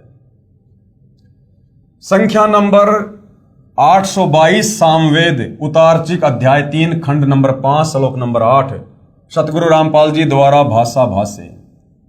अब यहां पर क्या लिखा हुआ है, ये श्लोक आप जियों के सामने है भाई और बहनों। प्रत्येक शब्द का गुरुदेव ने यहां पर हिंदी में अनुवाद भी किया हुआ है। हम सीधा सीधा इसके भावार्थ पर चलेंगे कि यह श्लोक हमें क्या समझाना चाहता है। भावार्थ, इस मंत्र में स्पष्ट किया है कि पूर्ण परमात्मा कबीर अर्थात कबीर मानव शरीर में गुरु रूप में प्रकट होकर प्रभु प्रेमियों को 3 नाम का जाप देकर सत्य भक्ति कराता है। अब देखिएगा भाई और बहनों, यहां पर यह भी क्लियर हो जाएगा कि कबीर परमात्मा स्वयं आते हैं सतलोक से चलकर भक्ति बताने, या किसी परम ज्ञानी संत को भेजते हैं। क्या लिखा है इस मंत्र में, यह स्पष्ट किया है कि पूर्ण परमात्मा कबीर अर्थात कबीर मानव शरीर में एक मनुष्य का चोला धारण करके और गुरु रूप में प्रकट होकर प्रभु प्रेमियों को, यानी परमात्मा चाहने वाली आत्माओं को, जो मंदिर मस्जिद चर्च गुरुद्वारों में भटकते रहते हैं भगवान के लिए, उनको 3 नाम का जाप देकर और सत्य भक्ति कराता है। कबीर परमात्मा स्वयं ही मानव रूप में प्रकट होकर, उनका शरीर आप और हमारे जैसा नहीं होता, दिखाई अवश्य देता है हमारे जैसा, परंतु उनका शरीर तेज पुंज का होता है, नूरी होता है, शब्द का होता है। तो वो कबीर परमात्मा खुद ही धरती पर प्रकट होकर सतगुरु की भूमिका करता है, तत्वदर्शी संत कहलाता है, जगत गुरु कहलाता है, और परमात्मा चाहने वाली आत्माओं को 3 बार में दीक्षा देता है। 3 बार में 3 मंत्रों का जाप देता है, जो वर्तमान में सतगुरु रामपाल जी के अलावा अन्य कोई संत नहीं देता है। तो यह प्रमाण सामवेद में भी है, तो इससे भी हमें पूर्ण संत की पहचान होती है। तथा उस मित्र भगत को पवित्र करके, यानी अपने ज्ञान से, भक्ति से उसको पवित्र करके, अपने आशीर्वाद से पूर्ण परमात्मा प्राप्ति करके पूर्ण सुख प्राप्त करवाता है, अर्थात उसका मोक्ष कर देता है और वो साधक सतलोक में चला जाता है। साधक की आयु यानी उम्र बढ़ाता है। यही प्रमाण गीता अध्याय 17 श्लोक 23 में है कि ओम तत्सत इति निर्देश ब्रह्मण त्रिविध समर्थ। भावार्थ है कि पूर्ण परमात्मा को प्राप्त करने का ओम, दूसरा तत् और तीसरा सत्य, ये मंत्र जाप सुमरण करने का निर्देश है। इस नाम को तत्वदर्शी संत से प्राप्त करो। गीता अध्याय 4 श्लोक 34, ये गीता ज्ञानदाता काल ब्रह्म खुद कह रहा है अर्जुन को कि अर्जुन, इस कंप्लीट आध्यात्मिक ज्ञान का, संसार की रचना का, सृष्टि रचना का मुझे भी ज्ञान नहीं है। अगर तुझे ज्ञान प्राप्त करना है और मोक्ष प्राप्त करना है तो किसी तत्वदर्शी संत की खोज कर। तो भाई और बहनों, आज धरती पर वह तत्वदर्शी संत सतगुरु रामपाल जी हैं। इस नाम को तत्वदर्शी संत से प्राप्त करो। तत्वदर्शी संत के विषय में गीता अध्याय 4 श्लोक नंबर 34 में कहा है। किसने कहा है? गीता जी का ज्ञान देने वाले इस ब्रह्म ने, इस काल ने, दुर्गा के पति ने, ब्रह्मा विष्णु महेश के पिता ने श्री कृष्ण जी के शरीर में प्रेत की भांति प्रवेश करके, और क्या कहा है? तथा गीता अध्याय नंबर 15 श्लोक नंबर 1 व 4 में तत्वदर्शी संत की पहचान बताई है। गीता जी अध्याय 15 और श्लोक 1 से 4 में तत्वदर्शी संत की, पूर्ण संत की पहचान बताई गई है तथा कहा है कि तत्वदर्शी संत से तत्व ज्ञान जानकर उसके पश्चात उस परम पद परमेश्वर की खोज करनी चाहिए, जहां जाने के पश्चात साधक यानी भगत लौटकर संसार में यानी काल के 21 ब्रह्मांडों में नहीं आते, अर्थात पूर्ण मुक्त हो जाते हैं। उसी पूर्ण परमात्मा से संसार की रचना हुई है। यानी वो तत्वदर्शी संत ही संसार रूपी उल्टे लटके उस पीपल के वृक्ष की व्याख्या करेगा जो आपने सृष्टि रचना सुनी, जिसमें सर्वप्रथम कबीर परमात्मा ने ऊपर के 4 अविनाशी लोकों की रचना की, अनामी लोक, अगम लोक, अलख लोक, शतलोक। उसके बाद में कबीर परमेश्वर ने इस काल को 21 ब्रह्मांड दिए, सतलोक से बाहर किया।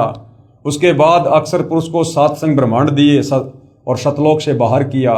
इस प्रकार से कंप्लीट सृष्टि रचना को वो तत्वदर्शी संत ही बताएगा। ये पूर्ण संत की पहचान होती है, तत्वदर्शी संत की पहचान होती है। विशेष उपरोक्त विवरण से स्पष्ट हुआ कि पवित्र चारों वेद भी साक्षी हैं कि पूर्ण परमात्मा ही पूजा के योग्य है। उसका वास्तविक नाम कबीर देव अर्थात कबीर परमेश्वर है तथा 3 मंत्र के नाम का जाप करने से ही पूर्ण मोक्ष होता है। धर्मदास जी को तो परमेश्वर कबीर साहिब जी ने सार शब्द देने से मना कर दिया था तथा कहा था कि यदि सार शब्द किसी काल के दूत के हाथ पड़ गया तो बिचली पीढ़ी वाले हंस पार नहीं हो पाएंगे। जैसे कलयुग के प्रारंभ में प्रथम पीढ़ी वाले भगत अशिक्षित थे, यानी 650 साल पहले जो हम 64 लाख भगत थे वो अनपढ़ थे, अशिक्षित थे। तथा कलयुग के अंत में यानी इस कलयुग की बिचली पीढ़ी के समाप्त होने के बाद में कलयुग के अंत में लाखों साल बाद जो तीसरी जो पीढ़ी शुरू होगी तथा कलयुग के अंत में अंतिम पीढ़ी वाले भगत वो कृतघ्नी हो जाएंगे, वो भक्ति के योग्य नहीं रहेंगे। तथा अब वर्तमान में सन 1947 से भारत स्वतंत्र होने के पश्चात बिचली पीढ़ी प्रारंभ हुई है। जिस दिन सतगुरु रामपाल जी इस धरती पर प्रकट हुए 8 सितंबर 1951 को, उस दिन से कलयुग की बिचली पीढ़ी शुरू हुई है और जब तक सतगुरु रामपाल जी रहेंगे ये कलयुग की बिचली पीढ़ी रहेगी। तो क्या कहा जा रहा है, अब वर्तमान में सन 1947 से भारत स्वतंत्र होने के पश्चात बिचली पीढ़ी प्रारंभ हुई है। सन 1951 में सतगुरु रामपाल जी महाराज को भेजा गया है, भेजा नहीं गया, सतगुरु रामपाल जी स्वयं सतलोक से चलकर आए हैं, प्रकट हुए हैं। अब सर्व भगतजन शिक्षित हैं, शास्त्र अपने पास विद्यमान है। अब यह सतमार्ग सत साधना पूरे संसार में फैलेगा तथा नकली गुरु तथा संत महंत छुपते फिरेंगे, क्योंकि भाई और बहनों इस ज्ञान के अलावा आने वाले कुछ ही वर्षों में धरती पर दूसरा ज्ञान नहीं रहेगा। सभी आत्माओं को परमात्मा की चाहत है, बेचारे भटक रहे हैं लेकिन कहीं शास्त्र अनुकूल साधना नहीं मिल रही और किसी प्रकार का आध्यात्मिक लाभ नहीं हो रहा। हर आदमी दुखी है, परेशान है, फिर भी परमात्मा की खोज में लगा हुआ है। अब सतगुरु रामपाल जी ने वो शत आध्यात्मिक ज्ञान दे दिया है, शास्त्र अनुकूल भक्ति दे दी है, सृष्टि रचना खोल के बता दी है, अपने प्रवचनों में सर्व धर्मों के सर्व धर्म शास्त्रों को खोल खोल के दिखा दिया है। और आप और हम सभी शिक्षित हैं, अनपढ़ नहीं हैं। ऊपर से विज्ञान का जमाना, टेक्नोलॉजी है, हर धर्म ग्रंथ को हर भाषा में ट्रांसलेट कर दिया गया है। मोबाइल में गूगल पे जाकर 2 मिनट में किसी भी श्लोक का कोई भी अर्थ हम देख सकते हैं, समझ सकते हैं। तो अब पूरा विश्व इन नकली संतों को छोड़ेगा और सतगुरु रामपाल जी की शास्त्र अनुकूल साधना को अपनाएगा, जिसके चलते ये जितने भी काल प्रेरित साधु संत महात्मा हैं जो केवल भक्ति मार्ग में रोड़ा ही अटकाते हैं, अब ये छुपते फिरेंगे। कहने का मतलब है अब इनके पास कोई भी जो है उपदेश प्राप्त करने के लिए नहीं जाएगा। इसलिए कबीर सागर जीव धर्मबोध बोध सागर पेज नंबर 1937 पर क्या लिखा है, धर्मदास तो ही लाख दुहाई, सार शब्द कहीं बाहर न जाई। सार शब्द बाहर जो परी है, बिचली पीढ़ी हंस नहीं तरी है। 650 साल पहले कबीर परमात्मा जब बनारस के काशी में आए थे, 120 वर्ष उन्होंने लीला में जीवन में लीला करके हमें ज्ञान समझाया। तो धर्मदास जी जो एक अच्छी आत्मा थी, वो कबीर परमेश्वर जी के भगत हुए हैं, उनके परम भगत हुए हैं। और धर्मदास जी के माध्यम से परमात्मा ने कबीर सागर लिखवाया है। तो धर्मदास जी को कबीर परमात्मा कह रहे हैं कि धर्मदास, मैंने तुझे जो ये सारनाम दे दिया है, इस सारनाम को तू आगे किसी को मत बता देना। अगर तूने किसी को ये सारनाम आगे बता दिया तो आगे चल के 600 साल बाद जो कलयुग की पिछली पीढ़ी आएगी, जो भक्ति का निर्धारित समय है, यानी वर्तमान समय की बातें हो रही थी, अगर आज तूने इस मंत्र का खुलासा कर दिया तो ये काल के दूत साधु संत महात्मा भी इसी मंत्र को आगे अपने भक्तों को दान करेंगे। और फिर जब हम जाएंगे खुद और जब यही मंत्र हम दान करेंगे तो कोई भी हमारे ऊपर विश्वास नहीं करेगा। लोग ये कहेंगे कि यही मंत्र जो सतगुरु रामपाल जी देते हैं, ये तो हमारे गुरु जी भी दे रहे हैं, सदियों से दे रहे हैं, तो सतगुरु रामपाल जी हमें क्या कुछ नया दे रहे हैं। और उन नकली संतों के द्वारा दिया गया मंत्र काम नहीं करेगा, क्योंकि वो दीक्षा देने के अधिकारी नहीं है, वो गुरु पद के अधिकारी नहीं है, जिस कारण से भगत आत्माएं जो है अपना मोक्ष नहीं करवा पाएंगी, भक्ति का लाभ नहीं उठा पाएंगी। तो धर्मदास जी को परमात्मा ने कहा था कि धर्मदास तो है लाख दुहाई, और ये सार शब्द अर्थात सार नाम कहीं बाहर ना जाए, किसी को तू बता मत देना। सार शब्द बाहर जो पढ़ी, ये पिछली पीढ़ी हंस नहीं तरी। पुस्तक धनी धर्मदास जीवन दर्शन एवं वंश परिचय के पेज नंबर 46 पर लिखा है कि 11वीं पीढ़ी को, यानी धर्मदास जी की वंशावली में जो 11वीं पीढ़ी थी, 11वीं पीढ़ी को गद्दी नहीं मिली। जिस महंत जी का नाम धीरज नाम साहिब कवर्धा में रहता था, उसके बाद 12वां महंत उग्र नाम साहिब ने दामा खेड़ा में गद्दी की स्थापना की तथा स्वयं ही महंत बन बैठा। इससे पहले दामा खेड़ा में गद्दी नहीं थी। इससे स्पष्ट है कि पूरे विश्व में सतगुरु रामपाल जी महाराज के अतिरिक्त वास्तविक भक्ति मार्ग नहीं है। सतगुरु रामपाल जी महाराज अपने प्रवचनों में बार बार कहते हैं कि सर्व प्रभु प्रेमी श्रद्धालुओं से प्रार्थना है कि मुझे प्रभु का भेजा हुआ दास जानकर अपना कल्याण करवाओ। बिल्कुल सतगुरु रामपाल जी बार बार कहते हैं कि भाई मुझे तो परमात्मा का भेजा हुआ दास मानकर मेरे से उपदेश ले लो और अपनी आत्मा का कल्याण करवाओ। क्योंकि सतगुरु रामपाल जी की मजबूरी है सीधा सीधा कहना कि भाई मैं ही कबीर परमात्मा हूं और सतलोक से चलकर तुम्हारी गलती को माफ करके तुम्हें भक्ति देकर वापस सतलोक ले चलने के लिए आया हूं।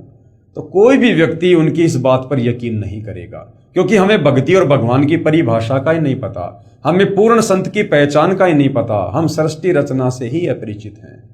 इसलिए सतगुरु रामपाल जी स्वयं कबीर परमेश्वर होते हुए अपने आप को छुपाकर कबीर जी का दास बताकर ये ज्ञान आप और हम तक पहुंचाने का प्रयास कर रहे हैं। और जिन जिन आत्माओं को ये ज्ञान आगे चलकर समझ में आने लग जाता है, उन आत्माओं को सतगुरु रामपाल जी में कोई कबीर जी का दास नहीं बल्कि स्वयं कबीर ही नजर आता है। ये संसार समझदा नहीं कहंदा शाम दोपहरे नू, गरीब दास ये वक्त जाते रोग इस पैरे नू। यदि एक बार ये समय हाथ से निकल गया, सतगुरु रामपाल जी इस धरती से वापस सतलोक चले गए, उसके बाद हाथ मसलते रह जाओगे, उसके बाद आत्म कल्याण नहीं है। तो उनके रहते सहते उनसे नाम उपदेश लेकर भाई अपनी जो है आत्मा का कल्याण करवाना चाहिए।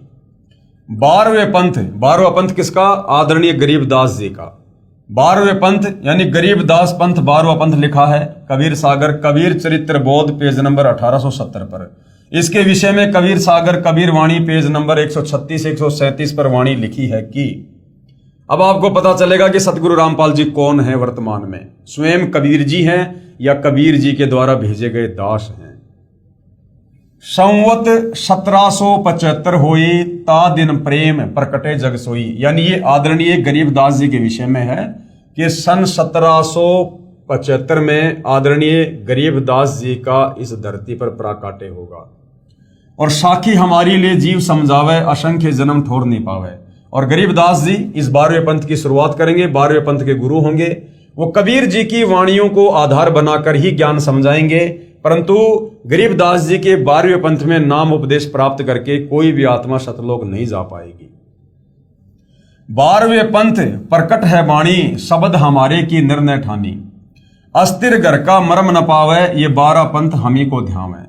यानी भक्ति तो कबीर जी की करेंगे, परंतु complete way of worship, complete भक्ति की विधि 12वें पंथ में ना होने के कारण 12वें पंथ के भगत भी, साधक भी सतलोक नहीं जा पाएंगे। फिर क्या होगा? 12वें पंथ हम ही चल आवे। कबीर परमेश्वर जी ने 650 साल पहले धर्मदास जी को कह दिया था, कबीर सागर में लिखवा दिया था कि धर्मदास, जब गरीबदास जी का 12वां पंथ चल चुका होगा, उसके बाद उस 12वें पंथ में फिर आगे चलकर हम ही कौन? स्वयं कबीर जी, कि हम ही चल आवे, यानी मैं कबीर खुद ही आगे चलकर 12वें पंथ में आऊंगा और सब पंथ मेट एक ही पंथ चलावे, और सारे पंथों को खत्म करके, खत्म कैसे करेंगे? तलवार से नहीं, लड़ाई झगड़ा करके नहीं, अपना तत्व ज्ञान देकर उन 12 पंथों के अज्ञान को नष्ट कर देंगे और फिर एक नया पंथ चलाएंगे, 13वां कबीर पंथ। तो सन 1994 में सतगुरु रामपाल जी ने नया यथार्थ 13वां कबीर पंथ शुरू किया। उससे पहले 17 फरवरी 1988 को आदरणीय राम देवानंद जी को अपना मुंह बोला गुरु बनाकर गरीबदास के 12वें पंथ में प्रवेश किया, क्योंकि आदरणीय राम देवानंद जी गरीबदास जी के 12वें पंथ के अंतिम संत थे, अंतिम गुरु थे।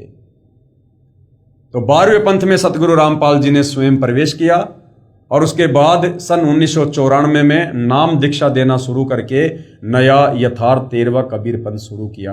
तो ये किसने शुरू करना था? कबीर ने या कबीर के दास ने? 12वें पंथ हम ही चल आवे। कबीर जी ने कहा था मैं खुद ही चल के आऊंगा भाई।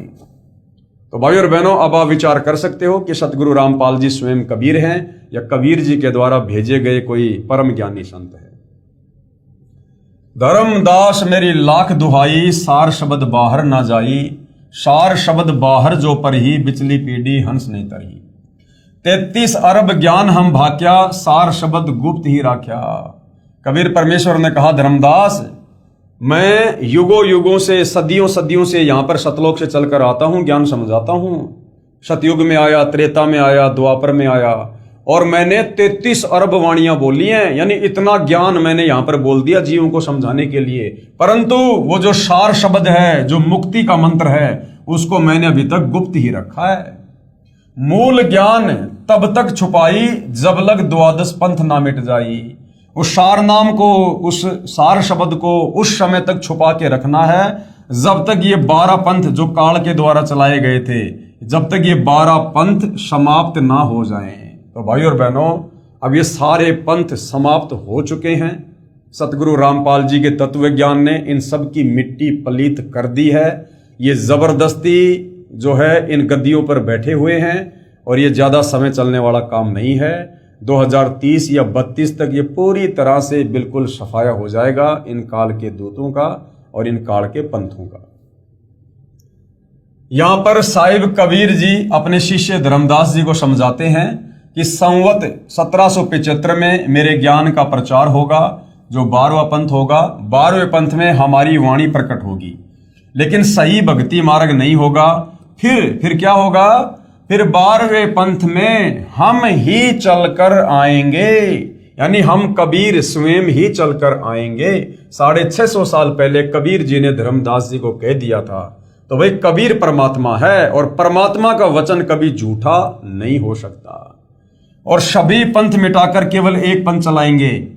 लेकिन धर्मदास, तुझे लाख सौगंध है कि ये सार शब्द किसी कुपात्र को मत दे देना, नहीं तो बिचली पीढ़ी के हंस यानी भगत पार नहीं हो सकेंगे। इसलिए जब तक 12 पंथ मिटाकर एक पंथ नहीं चलेगा, तब तक मैं ये मूल ज्ञान छिपा के रखूंगा।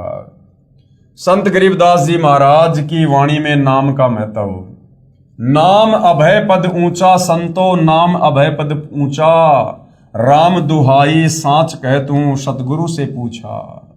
कहे कबीर पुरुष बरियाम, गरीबदास एक नौका नाम। जिस प्रकार समुद्र से नौका पार करती है, उसी प्रकार इस काल के समुद्र से, भवसागर से हमें नाम रूपी नौका ही, जो सतगुरु से उपदेश प्राप्त करके लेंगे, उसी से हम पार होंगे, यानी मोक्ष होगा। नाम निरंजन नीका, संतो नाम निरंजन नीका। तीर्थ व्रत थोतरे लागे, जब तब संजम फीका। गज तूरक पाल की अर्था, नाम बिना सब दान व्यर्था। कबीर नाम गहे सो संत सुजाना, नाम बिना जग उर्जाना। ताही ना जाने ये संसारा, नाम बिना सब जम के चारा। उस वास्तविक सार नाम सार शब्द के बिना सब यहां पर काल की खुराक ही बनकर रहेंगे। संत नानक जी की वाणी में नाम का महत्व। नानक नाम चढ़दी कला, तेरे भाणे सरबत दा भला। नानक दुखिया सब संसार, सुखिया सोए नाम आधार। जाप ताप ज्ञान सब ध्यान, सठ शास्त्र सिमृत व्याख्यान।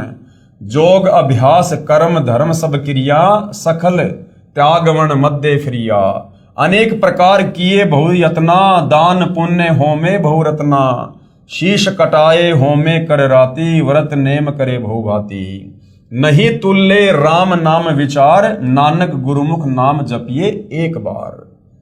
परम पूजे कबीर साहेब कबीर देव की अमृतवाणी में नाम की महिमा। संतो शब्दई शब्द बखाना।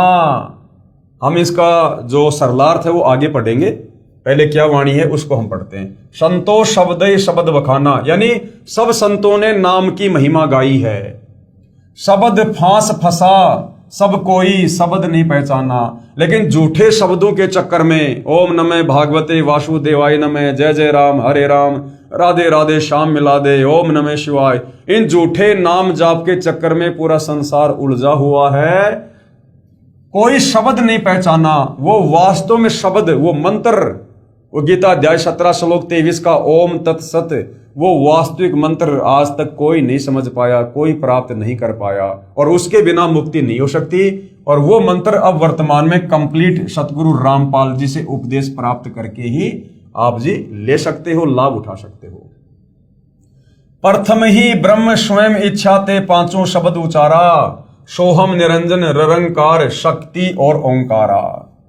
पांचों तत्व प्रकृति तीनों गुण उपजाया, लोक दीप चारों खान 84 लख बनाया। इस सृष्टि रचना में सब कुछ आप जियों को बता दिया गया है कि किस प्रकार से ये पांचों तत्व इस काल में कूर्म के मुकुट से प्राप्त किए, और 5 तत्व से इसने किस ब्रह्मांड में अपनी रचना की।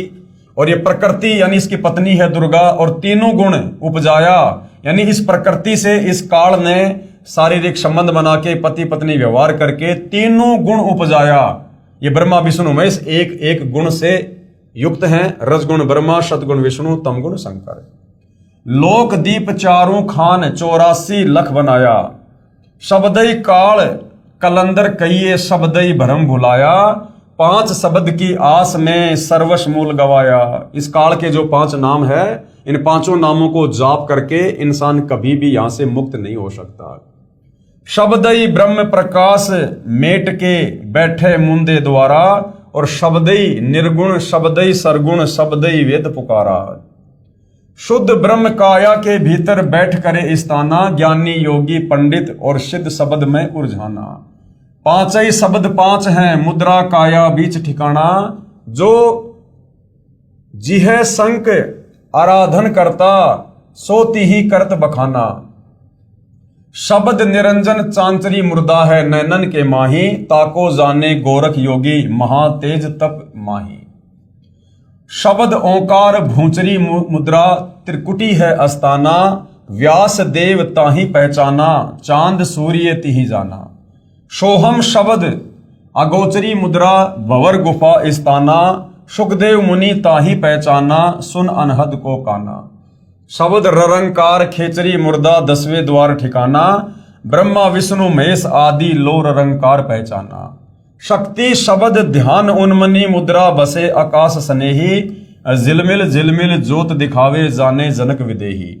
5 शब्द 5 हैं, मुद्रा सो निश्चय कर जाना। आगे पुरुष पुराण नी अक्षर, तिनकी खबर न जाना।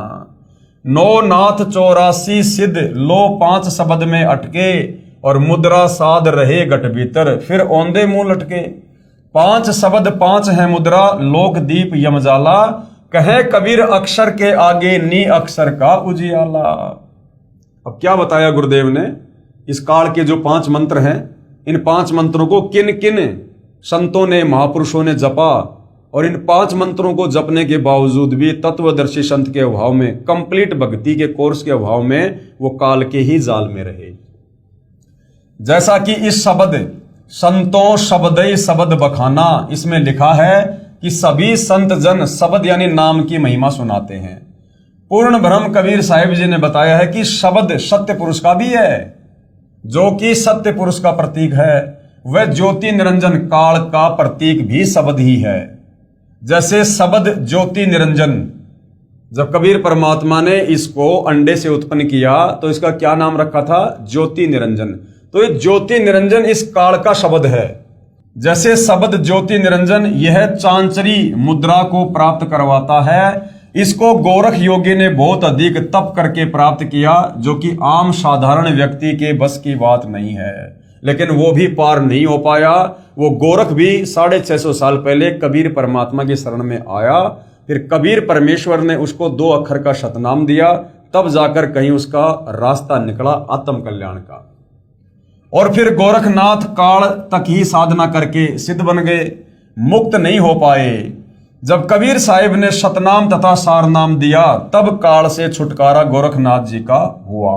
काल से छुटकारे का मतलब है अभी उसका पूर्ण मोक्ष नहीं हुआ है, फिर से परमात्मा उसको मनुष्य जन्म देगा और कभी अपनी शरण में लेगा। क्योंकि गोरखनाथ जी 650 साल पहले कबीर परमेश्वर जी की शरण में आए थे। और जब आप सतगुरु रामपाल जी के सत्संग सुनेंगे तो आपको पता चलेगा कि गोरखनाथ जी भी उन 64 लाख भक्तों में ही थे, और 64 के 64 लाख भगत उस समय फैल हो गए थे। किसी का भी आत्म कल्याण नहीं हुआ, क्योंकि आत्म कल्याण करने का ठीक का समय वर्तमान कलयुग की पिछली पीढ़ी है। इसलिए ज्योति निरंजन नाम का जाप करने वाले काल जाल से नहीं बच सकते, अर्थात सतलोक नहीं जा सकते। उसके बाद एक शब्द है ओंकार, यानी ओम, जो इस काल का जाप है। ओंकार का जाप करने से भूंचरी मुद्रा की स्थिति में साधक आ जाता है, जो कि वेद व्यास ने साधना की और काल जाल में ही रहा। उसके बाद में ये जो अकेला सोहम नाम है, इसको जाप करने से भी मुक्ति नहीं है। सोहम नाम के जाप से अगोचरी मुद्रा की स्थिति हो जाती है और काल के लोक में बनी भंवर गुफा में पहुंच जाते हैं, जिसकी साधना सुखदेव ऋषि ने की और केवल श्री विष्णु जी के लोक में बने स्वर्ग तक पहुंचा। उसके बाद में दूसरा शब्द है ररंकार। ये खैंचरी मुद्रा 10वें द्वार सुषुम्ना तक पहुंच जाते हैं। ब्रह्मा विष्णु महेश तीनों ने ररंकार को ही सत्य मानकर काल के जाल में उलझे रहे। उसके बाद में है शक्ति, यानी श्रीयम, ये दुर्गा जी का मंत्र है। श्रीयम शब्द ये उन्मनी मुद्रा को प्राप्त करवा देता है, जिसको राजा जनक ने प्राप्त किया, परंतु मुक्ति नहीं हुई। कई संतों ने 5 नामों में शक्ति की जगह सत्य नाम जोड़ दिया है, जो कि सत्य नाम कोई जाप नहीं है। सतनाम कोई जाप नहीं है। सतनाम तो उस वास्तविक सच्चे नाम की ओर संकेत करता है कि भैया वो सच्चा नाम किसी पूर्ण संत से प्राप्त करके और अपनी आत्मा का कल्याण कराओ। ये सतनाम ये तो सच्चे नाम की तरफ इशारा करता है। जैसे सतलोक को सचखंड भी कहते हैं, ऐसे ही सत्य नाम वह सच्चा नाम है। केवल सतनाम जाप करने का नहीं है। इन 5 शब्दों की साधना करने वाले 9 नाथ तथा 84 सिद्ध भी इन्हीं तक सीमित रहे, यानी काल तक सीमित रहे, मोक्ष नहीं हुआ। तथा शरीर में यानी घट में ही धुन सुनकर आनंद लेते रहे, यानी काल इनको फंसा के रखता है इन 5 मंत्रों के जाप करवाकर। वास्तविक सतलोक स्थान तो शरीर यानी पिंड से, ब्रह्मांड से पार है। इसलिए फिर माता के गर्भ में आए उल्टे लटके, अर्थात जन्म मृत्यु का कष्ट समाप्त नहीं हुआ। जो भी उपलब्धि शरीर में होगी वह तो काल ब्रह्म तक की ही है, क्योंकि पूर्ण परमात्मा का निज स्थान सतलोक तथा उसी के शरीर का प्रकाश तो परब्रह्म आदि से भी अधिक तथा बहुत आगे दूर है। उसके लिए तो पूर्ण संत ही पूरी साधना बताएगा, जो 5 नामों शब्दों से भिन्न है। इस काल के 5 नामों से भिन्न है। उन शब्दों से हमारी मुक्ति होगी जो शब्द आपको पूर्ण संत ही बताएगा, तत्वदर्शी संत ही बताएगा। तो भाई और बहनों, इन 5 नामों के अतिरिक्त जो वास्तविक 7 नाम हैं, जो प्रथम दीक्षा में सतगुरु रामपाल जी देते हैं, इनके अलावा संसार में और किसी के पास नहीं है। संतो सतगुरु मोहे भावे, जो नैनन अलख लखावे, ढोलत डिगे ना बोलत बिसरे, सत उपदेश दरडावे, आंख ना मुंदे कान ना रुंदे, ना अनहद उर्जावे। जैसे बहुत सारे पंथ हैं, राधा स्वामी पंथ है, इनमें 2-2, 2.5 घंटे भक्तों को बैठा दिया जाता है। आंख बंद कर लो, कान बंद कर लो, अंदर वो धुन सुनो। तो कबीर परमात्मा कहते हैं मुझे वो सतगुरु अच्छा नहीं लगता, मुझे तो वो सतगुरु अच्छा लगता है, वो मेरे मन भाता है जो आंख ना मूंदे, कान ना रुंदे, ना अनहद उर्झावे, और प्राण पुंज क्रियाओं से न्यारा सहज समाधि बतावे। तो सतगुरु रामपाल जी का भक्ति मार्ग सहज मार्ग है। नाम खाते नाम पीते नाम सोते जागवे, और नाम उठत नाम बैठत नाम सेती लागवे। सतगुरु रामपाल जी हमें जो दीक्षा देंगे, हम उस भक्ति को खाते पीते चलते फिरते सोते सोते काम धंधा करते करते भी आसानी से कर सकते हैं। कोई विशेष आडंबर करने की आवश्यकता नहीं है। घट रामायण के रचयिता आदरणीय तुलसीदास साहिब जी हाथरस वाले स्वयं कहते हैं कि घट रामायण प्रथम भाग पेज नंबर 27, जो 5 नाम राधा स्वामी पंथ में या धन धन सतगुरु पंथ में दिए जाते हैं, उन 5 नामों के विषय में जो काल के नाम हैं जिनसे मुक्ति नहीं हो सकती है, उनके विषय में घट रामायण के रचयिता आदरणीय तुलसीदास जी हाथरस वाले इन्होंने क्या कहा है। 5 नाम काल के जानो, तब दानी मन शंका आनो, सुरती नृति ले लोक सिंधाऊं, आदि नाम ले काल गिराऊं, सत्य नाम ले जीव उबारी, अस चल जाऊं पुरुष दरबारी। कबीर कोटि नाम संसार में, यानी दुनिया में करोड़ों नाम है, हर गुरु अपनी अपनी मनमुखी नाम देता है। किसी के पास चले जाओ, अपने नए नाम का आविष्कार करके तैयार बैठा है। कोटि नाम संसार में, इनसे मुक्ति ना हो, और सार नाम मुक्ति का दाता, वाको जाने ना कोई। परम संत के अलावा सार नाम को कोई नहीं जानता, जिस सार नाम से वास्तव में मुक्ति होगी। पूरा सतगुरु सोए कहावे, 2 अक्षर का भेद बतावे। यानी पूरा सतगुरु, सच्चा गुरु, पूर्ण संत कौन होगा? जो 2 अक्षर का भेद बतावे। 2 अक्षर कौन से? तत्, जो गीता अध्याय 17 श्लोक 23 में ओम तत्सत है ना, तो वो जो तत् है, उस तत् शब्द में 2 कौन से मंत्र छुपे हुए हैं, वो तत्वदर्शी संत ही बताएगा, पूर्ण संत ही बताएगा। कहते हैं वो होगा पूरा गुरु। पूरा सतगुरु सोए कहावे, 2 अक्षर का भेद बतावे, एक छुड़ावे एक लखावे, तो प्राणी निज घर को जावे। उसमें से एक मंत्र हमें इस काल के 21 ब्रह्मांडों से छुड़वाएगा, और दूसरा हमें अक्षर पुरुष के लोक तक लेकर जाएगा, तब ये प्राणी निज घर यानी सतलोक हो जाएगा। श्री नानक जी की वाणी में 3 नाम का प्रमाण देख लो भाई और बहनों। जो पूरा गुरु होगा, तत्वदर्शी संत होगा, 3 बार में दीक्षा देगा। अब ये सभी महापुरुषों की वाणियों में, ग्रंथों में 3 नाम देने का प्रमाण है, लेकिन आज तक हमें कोई समझा नहीं पाया, कोई बता नहीं पाया। तो यहां पर अब आप जी पूर्ण संत की पहचान कर लीजिए इतने प्रमाण देखकर। जय पंडित तू पढ़िया, बिना 2 अक्षर 2 नाम की, हे भगत यदि तूने उन 2 नामों के बिना अगर भक्ति की तो तेरी भक्ति सफल नहीं है। जय पंडित तू पढ़िया, बिना 2 अक्षर 2 नामा, परोणत नामक एक लंगावे, जेकर सच समावा। वेद कतेव सिमृत सब संसत, इन पढ़ी मुक्ति न होई। यानी तत्वदर्शी संत के बिना चाहे 4 वेद पढ़ लो, मुसलमानों के 4 जो कतेब है, तोरा जबूर इंजिल कुरान शरीफ, चाहे वो पढ़ लो, चाहे और कितने नामों का सुमरण कर लो, इनके पढ़ने से मुक्ति नहीं होगी। एक अक्षर जो गुरुमुख जापे, तिसकी निर्मल होई। और वो एक मंत्र पूर्ण ब्रह्म परमेश्वर का सत्य, वो सार नाम लेकर जो जाप करेगा, उसकी मुक्ति होगी। भावार्थ, श्री नानक जी महाराज अपनी वाणी द्वारा समझाना चाहते हैं कि पूरा सतगुरु वही है जो 2 अक्षर के जाप के बारे में जानता है, यानी जो सतनाम के बारे में जानता है, जिनमें एक काल व माया के बंधन से छुड़वाता है, कौन सा? ओम, और दूसरा परमात्मा को दिखाता है, यानी वो तत्व, और तीसरा जो एक अक्षर है यानी सत्य, वो परमात्मा से मिलाता है। ये तीनों अक्षर मिलकर ये सार नाम बन जाता है। संत गरीबदास जी महाराज की अमृतवाणी में श्वास के नाम का जाप है, यानी जो सतनाम है, 2 अक्षर का नाम है, वो श्वास श्वास से जपा जाता है। तो गरीबदास जी महाराज जी की वाणी में उसका कहां और क्या प्रमाण है? गरीब श्वासा पारस भेद हमारा, और जो खोजे सो उतरे पारा। श्वासा पारस आदि निशानी, जो खोजे सो होय दरबानी। गरीब श्वासा ही में सार पद, और पद में श्वासा सार, दम देही का खोजकर आवागमन निवार। गरीब श्वास सुरती के मध्य है, न्यारा कदे नहीं होए, सतगुरु साक्षी भूत को राखो सुरती समोए। गरीब चार पदार्थ उर्मे जोवे, सुरती नृति मन पवन समोवे, सुरती नृति मन पवन पदार्थ करो इकतर यार, द्वादश अंदर समोय ले दिल अंदर दीदार। कबीर कहता हूं कहीं जात हूं, कहूं बजाकर ढोल, और श्वास जो खाली जात है, यानी सतनाम के जाप के बिना यदि आपकी श्वास व्यर्थ हो रही हैं, बर्बाद हो रही हैं, भाई 3 लोक का मोल इतना कीमती है वो सतनाम। उस सतनाम का एक मंत्र जो श्वास उन श्वास से जाप करते हैं उसकी इतनी कीमत है। ये जो 3 लोक हैं, स्वर्गलोक, पाताल लोक, पृथ्वी लोक, इन तीनों लोकों से भी ज्यादा कीमत उस सतनाम के एक बार श्वास ऊं श्वास से जाप करने की है। और ऐसा अनमोल मंत्र भाई और बहनों वर्तमान में सतगुरु रामपाल जी ही दान कर रहे हैं। कबीर माला श्वास ऊं श्वास की फेरेंगे निजदास, यानी जो सतनाम का लगातार जाप करेगा 84 भर में नहीं, इस काल के 21 ब्रह्मांड में लग 84 योनियों में नहीं भरमेगा।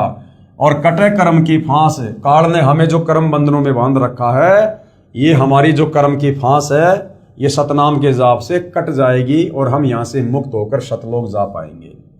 श्री नानक देव जी की वाणी में प्रमाण, चहूं का संग चहूं की मीत, जामे चार हटावे नित, मन पवन को राखे बंद, लह त्रिकुटी त्रिवेणी संध, अखंड मंडल में सुन समाना, मन पवन सचखंड टिकाना।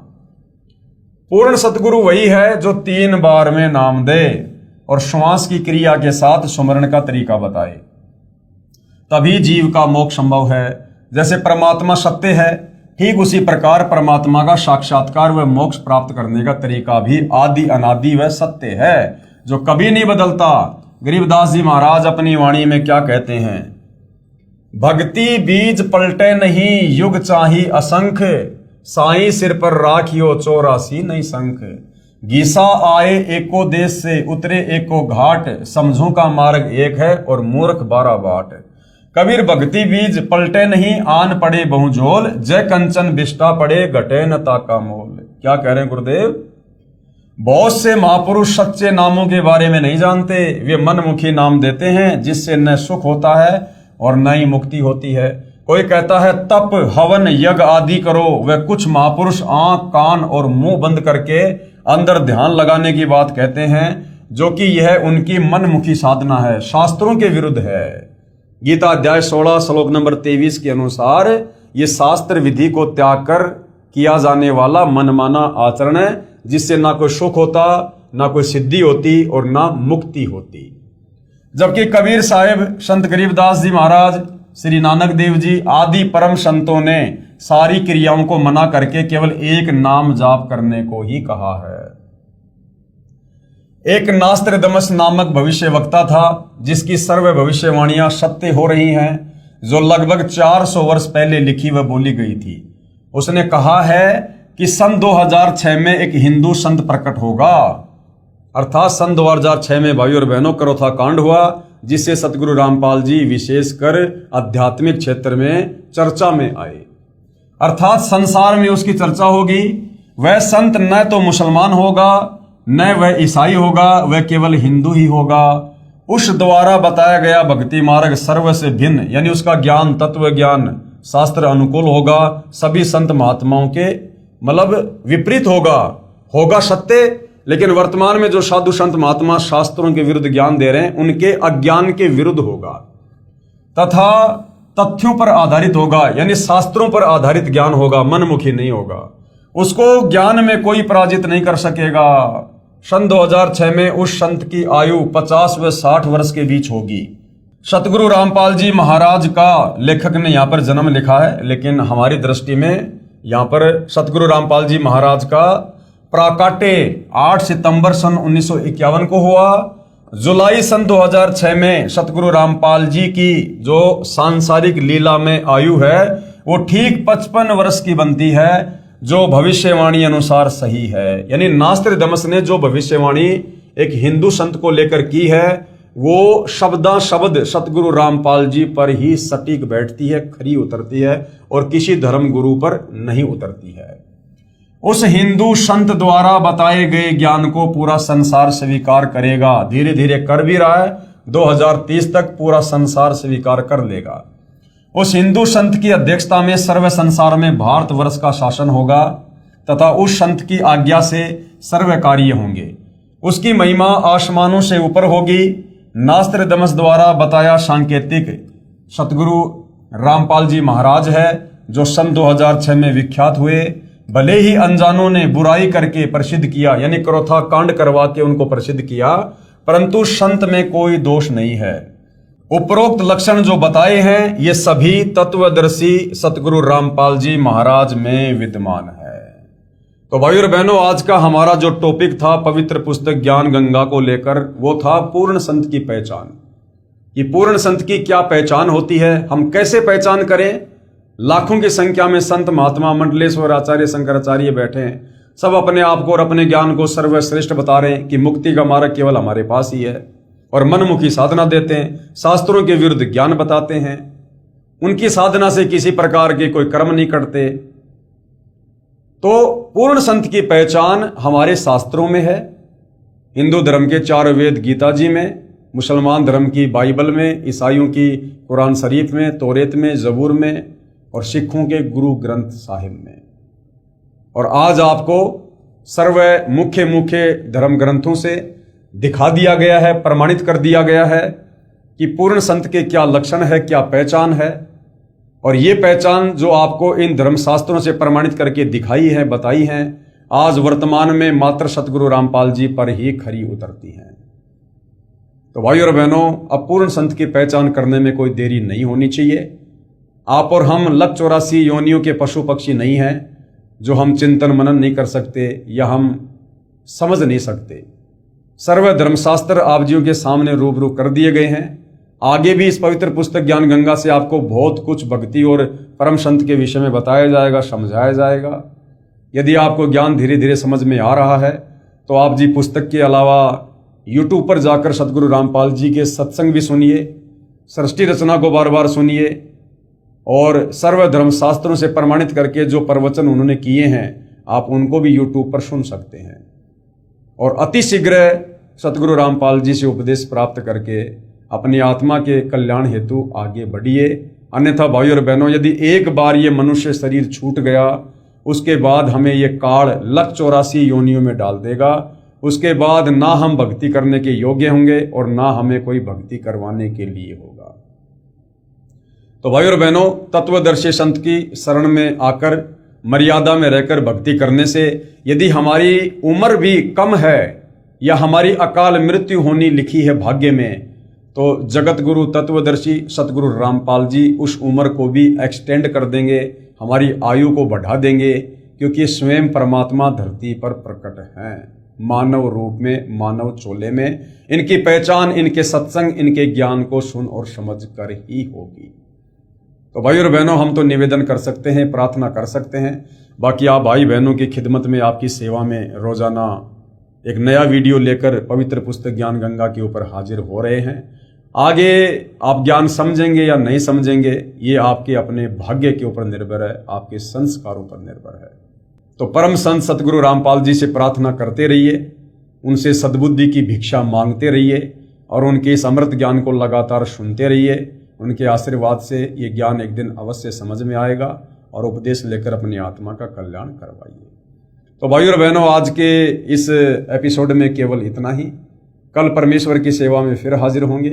तब तक गुरुदेव भगवान हम सबको आज्ञा दे, आशीर्वाद दे, सद्बुद्धि दे, हमारा मार्गदर्शन करे। बंदी छोड़ सतगुरु रामपाल जी परमेश्वर जी की जय हो।